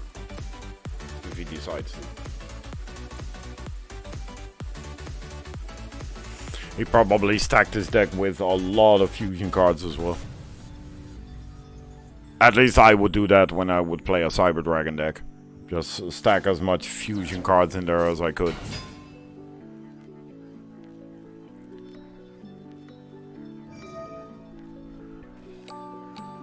What's he doing? You can fusion summon one machine fusion using monsters from your hand and or field as materials.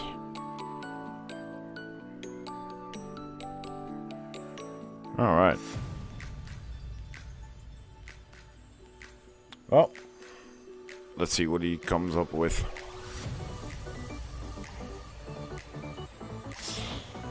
Maybe something like a Cyber Twin Dragon or something, because he's only using 2 monsters, so oh, 3. Cyber Eternity Dragon, what the hell is that?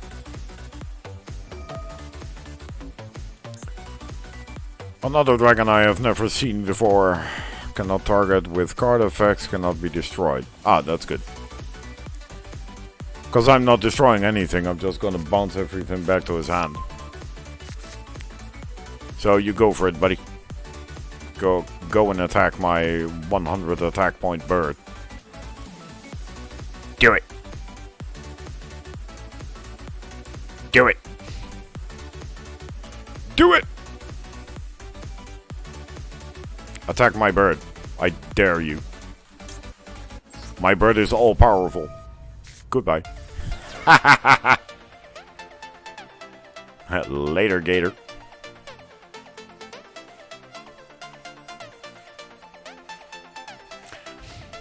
All that difficulty for nothing. Because I just bounced them both back to his extra deck. Oh no, overload fusion. Oh my god. Oh no.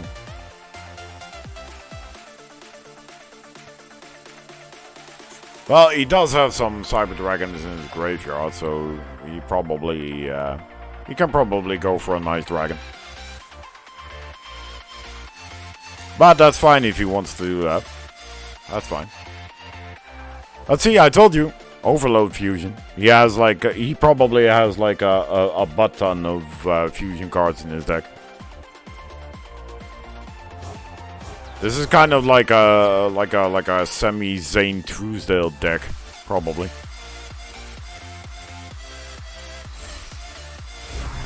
So what are you going to do now? Chimera attack over dragon. Because of course. But that's okay. That's okay. Well, that was not specifically what I was looking for, but I can do something now, so you know what? There we go.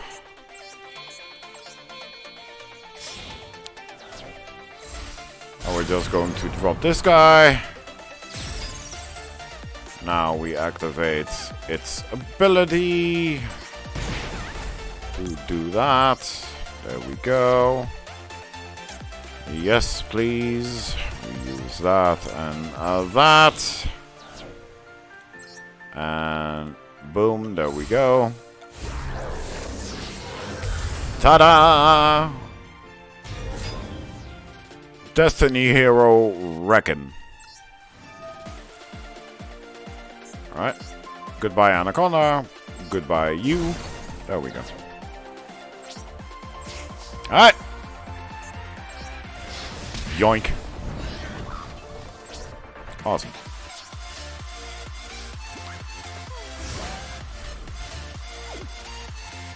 And even though it did cost me 2,000 life points, I already have the lead.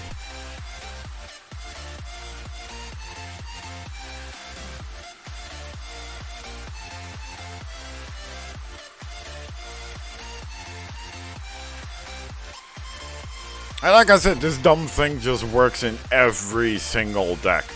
It works in everything.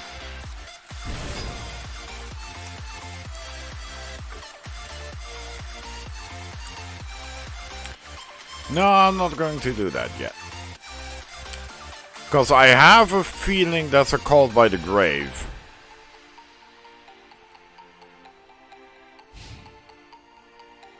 I have a feeling it's a Called by the Grave.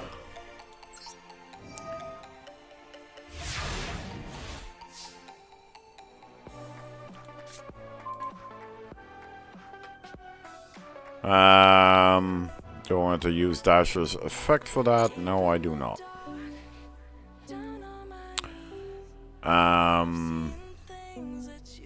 No, not yet. First I want to summon this guy back.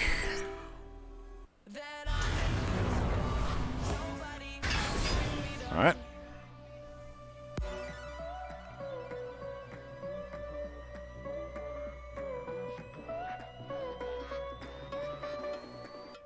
Here we go.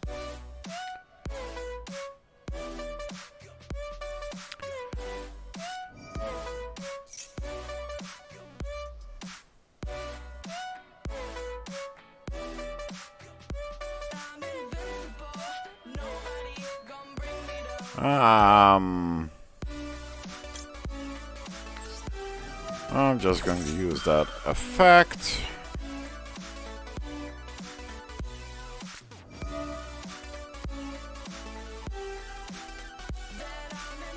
Are you serious?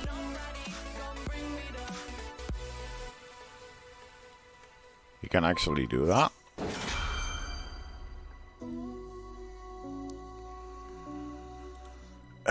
Those are normal traps, so that doesn't really help me much if I use...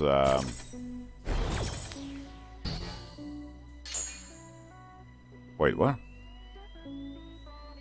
Okay. So now what? Wow. And he's going to destroy just my monster. But I can get him back. That's fine. Let's just pop this. Now we can summon that.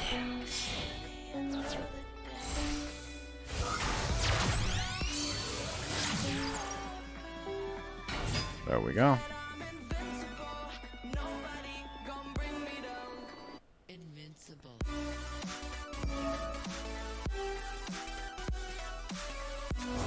the hell?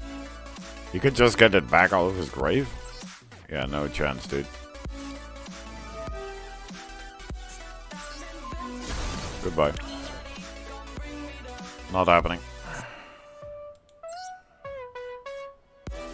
Alright, I can use his effect as well. I forgot. I'll just banish Dasher. Get 2 cards. Oh, look at that. That is a nice card to get. Alright. Let's see. What are we doing? That's the only thing I can summon, and I don't want to do that.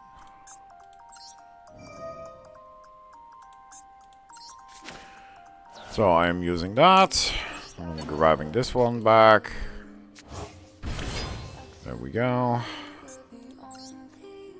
Now I can summon stuff. Now I can summon something decent. Alright, there we go. I don't just rely on the DPE engine. I find it stupid. I mean, I'm using it right now, but you know. Alright. Well, at least I've got a monster with more attack points than he does. Boom. There we go. Diendo. And he has absolutely nothing. I'm just hoping my my DPE comes back. Ah, there we go. There he is. Hello, DPE. Ta-da.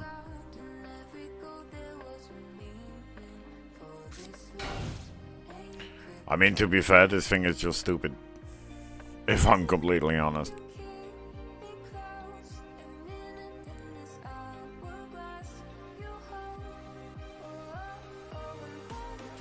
This thing makes everything so stupid.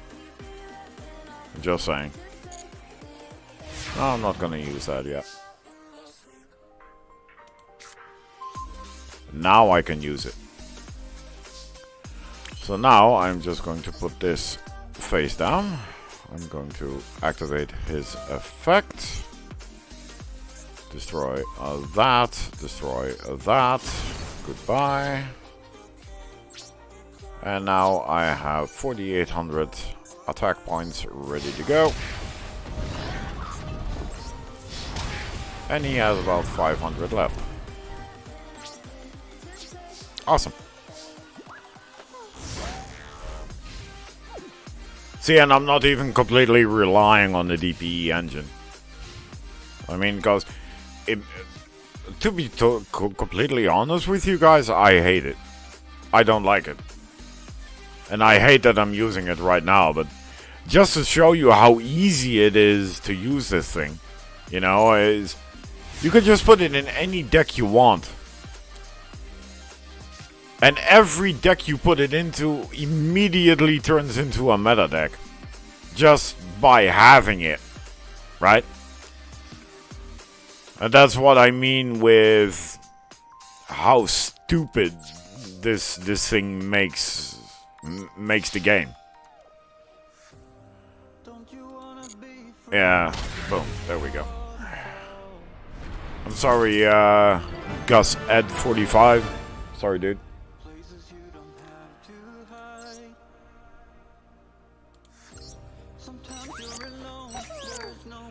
And like I said, some people actually instantly surrender when they see something like that. And I can't blame them. I mean, in the beginning, I was doing exactly the same. Whenever I saw a DPE engine, I would immediately just surrender. Because of how annoying that thing is, and I didn't, in the beginning when I started playing, I didn't know how to handle it. Well, that's not what I said, Yeet. I like winning, but I don't like relying on a cheese engine to win. You know? I believe in my deck, and I believe in the heart of the cards, and they will guide me to victory. But I no, I don't really like depending on like a cheese tactic like DPE to win my games. I'd rather don't use DPE and win games to show that I actually have skill and know how to play my deck. If you know what I mean. But anyway, ladies and gentlemen, I'm going to take a 1 or 2 minute interval to go to the toilet because nature is calling and I want to grab a drink. So I will be back in a moment. So I'm just going to say don't go anywhere and I'll see you in a minute.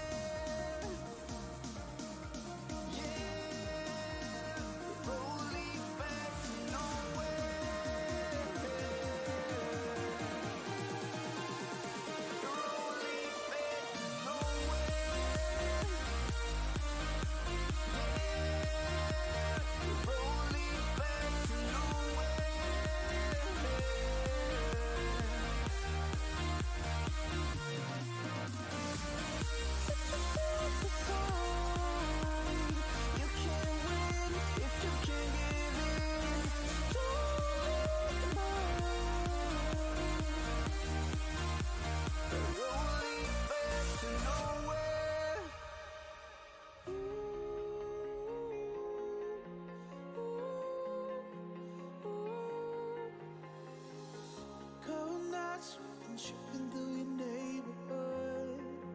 Oh, is it our last chance to find a little something good in this mess we've made? Don't tell me that it's over. We could start again. Life can make you sober. I told you thick and thin, 'cause we don't quit. I'm all in, just don't fade out, 'cause I'm here now. If you need escape, we'll find our way. Just don't look down, 'cause I'm here now. Oh, oh, I'm here now. Oh, oh,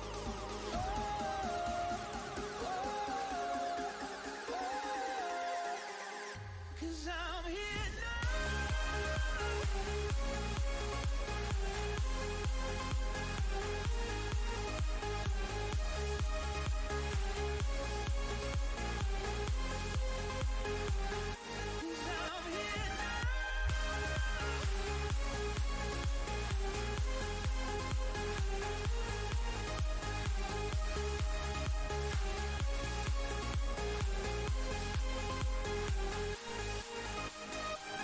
Thank you for your patience, ladies and gentlemen. I mean, nature called, and you know what they say, when nature calls, you have to answer or it will get really messy. And I'm not talking about the soccer player.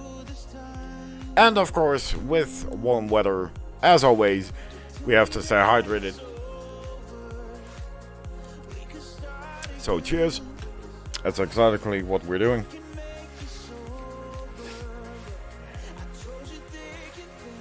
It's a best of one format where max C is on 3. You should be fine playing any toxic card. Yeah, I do. I do tend to agree, but on the other hand, I kind of want to rely on the skills that my deck provides instead of relying on something like a DPE engine or something stupid like that to win games, you know. And especially an engine that doesn't that can basically fit in any deck. Because you can basically, if you have, let's just say with the right cards, you can make any deck into a meta deck.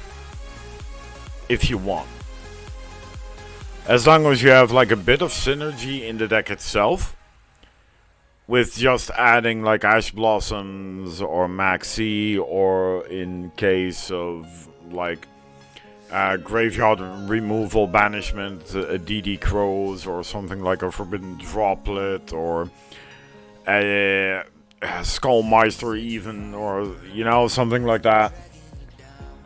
You can basically turn any deck into a meta deck.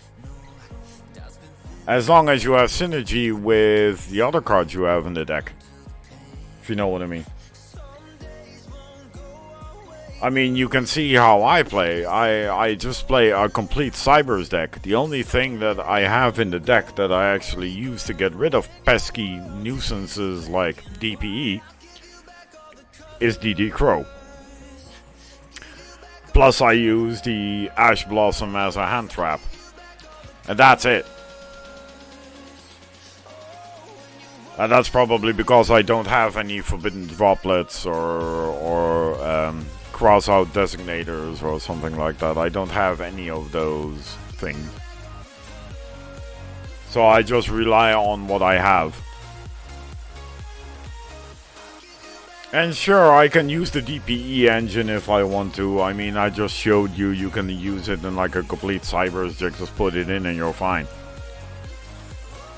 But I actually don't want to, because I find it annoying.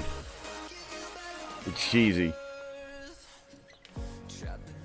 And I rather not play with it. Although I do really like the card. I really like how Destroyer Phoenix Enforcer looks. He looks a lot better than the original Phoenix Enforcer.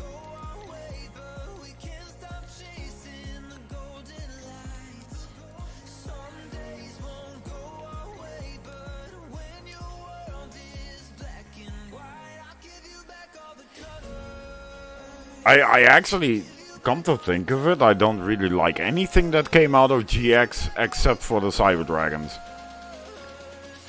That's the only thing I actually like about whatever came out of GX. Because I do like Elemental Heroes, but I don't really like the artwork on the cards.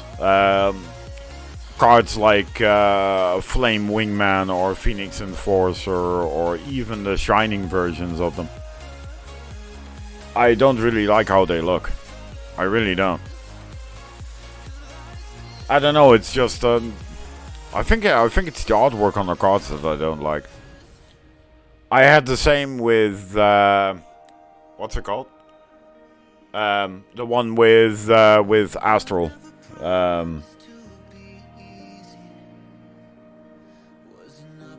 What was that? Yu-Gi-Oh! Arc V?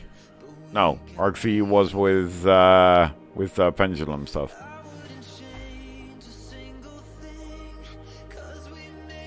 The one where they introduced Exceed monsters. I don't really like a lot of the Exceed monsters. I don't like a lot of the artwork on some of them. Just because of... yeah, I don't know. It looks... some look too vibrant, or some just look too childish, you know. One of the few that I do like is how number 39 Utopia looks. The original one.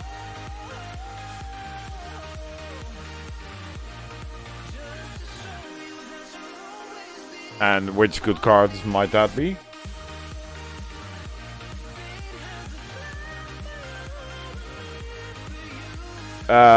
Yeah, well, the Ancient Gears are good. I agree with you. But I don't like the artwork on the cards. And that's basically what I was talking about. It's how the cards are presented. Because the Elemental Heroes are good. It's a good deck. Right? Even if you go back to like the start of the GX era.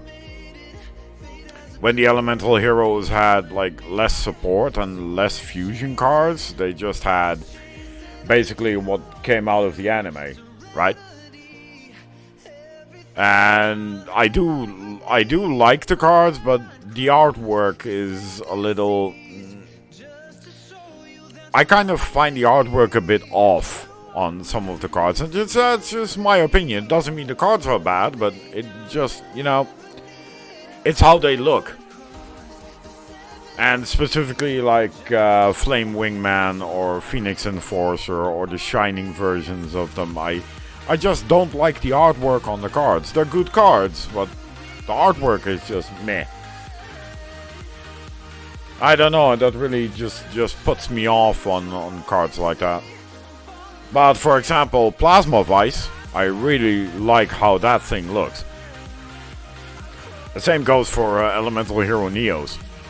And the whole Neospatian Neos fusion cards, they look their artwork is like completely different from the normal Elemental Heroes.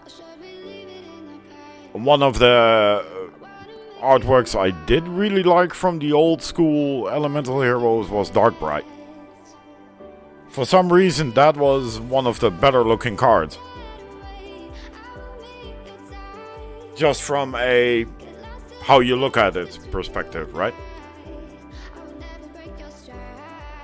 And the Ancient Gears, however, did look really good.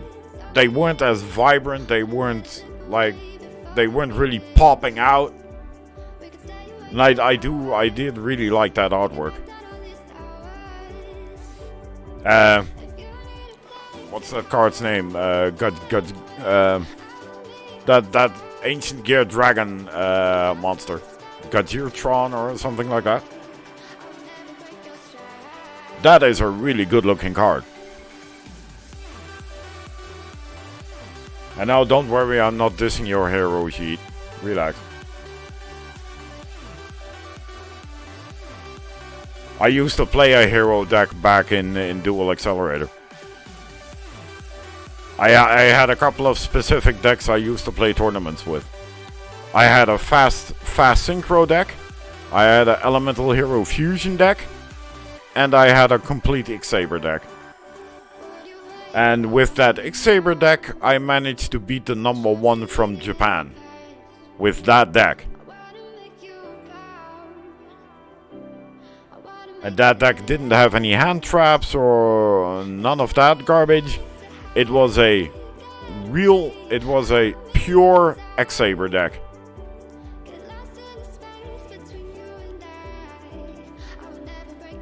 And that was a good deck. I really miss Dual Accelerator. I still have no idea why Konami shut those servers down. It was a good profitable game, and it had a lot of players and active players. So I'm kind of sad that they just dropped the servers after a couple of years. I'm guessing it just didn't make enough of a profit, I guess. Alright, let's just try to annoy somebody else with my Cyber's DP. Let's see who else we can annoy.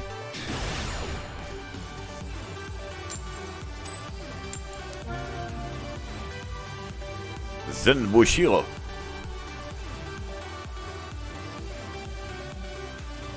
We play Mr. Zen Bushiro. Or Mrs. Shen Bushiro.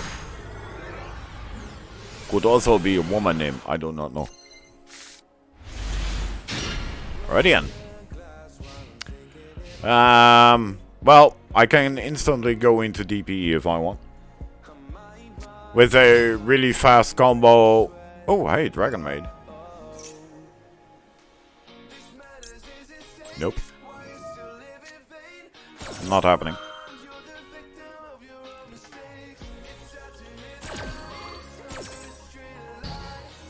I already have the combo to instantly go into Verte Anaconda and into DP. If I don't get interrupted. Oh, I don't even have to use Preda. Oh, there we go. Huh. Isn't that convenient? Well, that at least that saves me. That saves me about 2,000 life points. There we go. Yoink, yoink.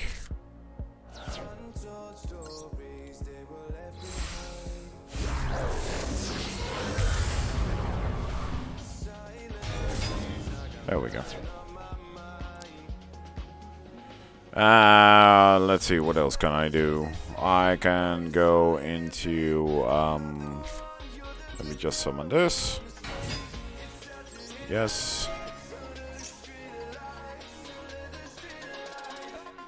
No, I don't want to do that. I want that.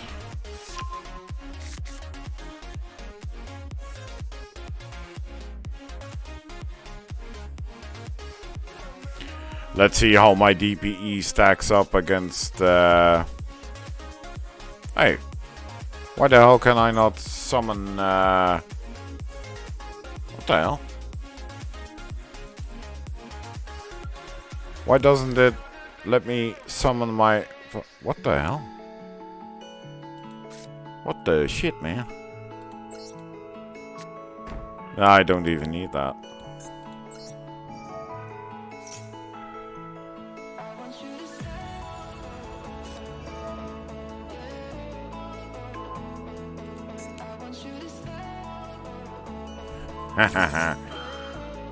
Bitch. Okay, fine.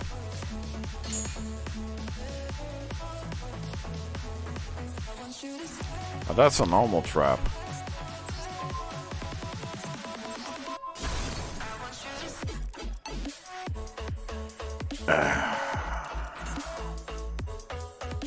But I don't know why I cannot summon or oh no, right, you can only summon fusion monsters when you do that. I forgot. That's the reason why I couldn't do that.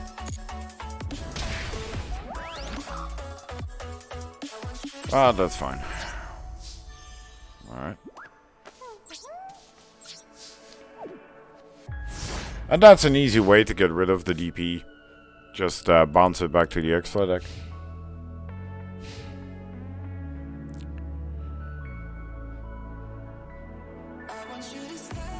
I must say, Dragon Maids do have some really good support cards.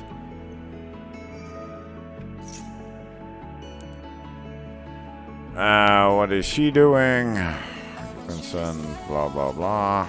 Right, okay. There's not much I can do about this card.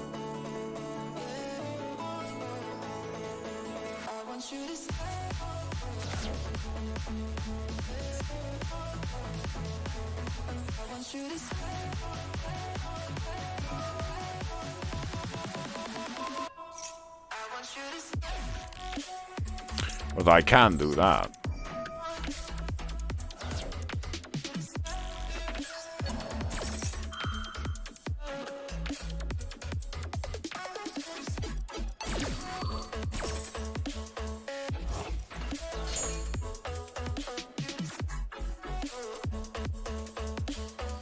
I just don't know if I had the good timing on that interruption. I hope I did.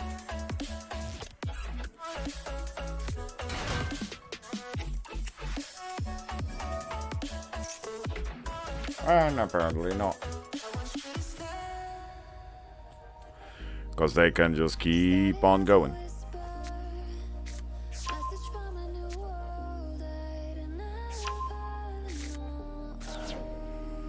See, that's what I mean. They just keep on going.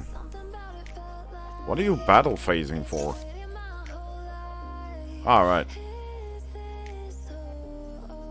Right. That's why. Okay. Well, that makes sense.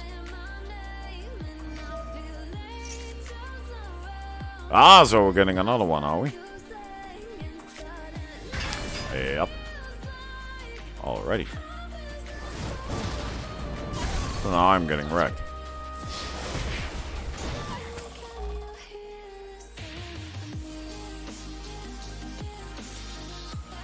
And now I was so idiotic as to destroy my Raigeki for that. I knew I shouldn't have done that. But unfortunately, I was so stupid to actually do that. No, I do not wish to do that. What do I wish to do? That's a really good question. Alright, first let's get that. Let's get something out of my graveyard. Yes. There we go. At least I got my ladybug back. Alright. Now we can go into that. Too bad there's not much else I can do.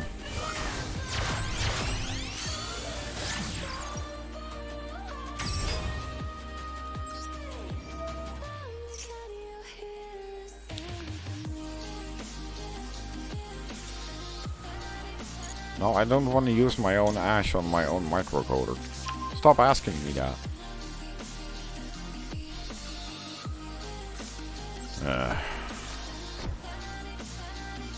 Oh, that's it.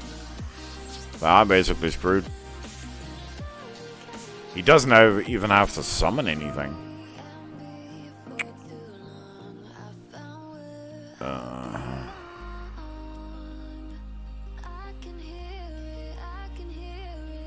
Let me guess, he wants to destroy my trap card. Or he wants to return it to my hand.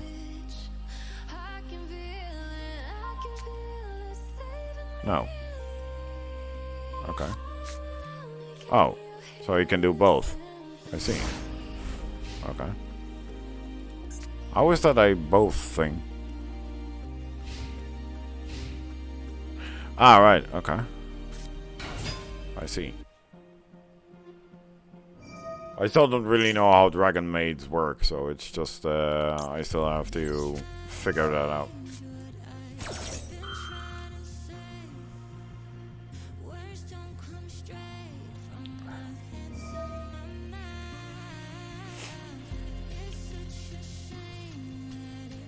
I almost have my dragon maid deck complete. I just need a few ultra rare cards that were not in that pack. That's what I just need to add.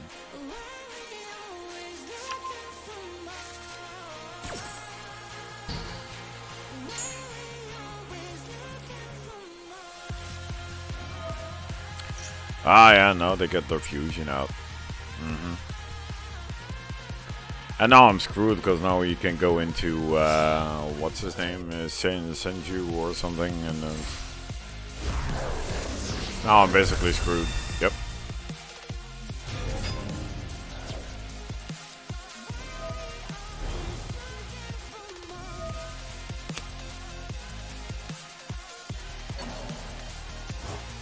Especially if he does that.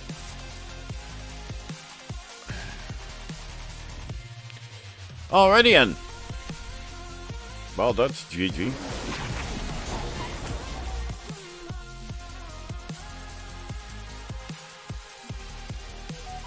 Wait, what? Why is my monster still on the field?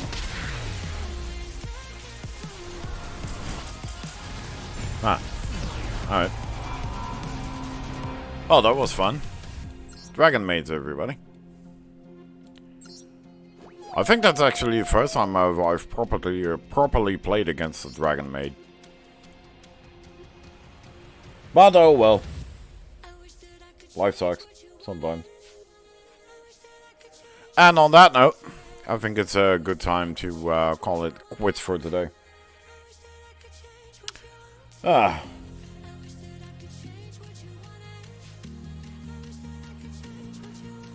Well, ladies and gentlemen, it has been fun. I hope you enjoyed the broadcast, and if you did, I would really appreciate a like, a follow, a subscribe, either on Twitch, YouTube, or both. Every bit of support is very much appreciated. As I always say at the end of my broadcast, I love to do what I do. I've been talking into microphones online for a long time. And, well, I just love to do this. I love to broadcast and hopefully entertain people. And knowing that there are people that like what I do and enjoy my entertainment just motivates me even more to keep on going. No, unfortunately, I do not have a Patreon yet. I'm sorry, dude. For the moment, I'm just doing this just for funsies. I hope to eventually earn some money with doing this, but I have to look into like Patreon and stuff. I don't have one yet, but I will keep you posted if I do have one. I will notify you when I do. It's very nice of you to think of that, because I didn't even think of that yet, if I'm honest. I actually didn't. I thought Patreon was just for people that have like high value productions, and you know they need extra money to pump some extra into their productions. So I didn't even think about a Patreon. But that's good to know. I'll look into that tonight or tomorrow. I'll look into that. Thank you for the suggestion. Appreciate it.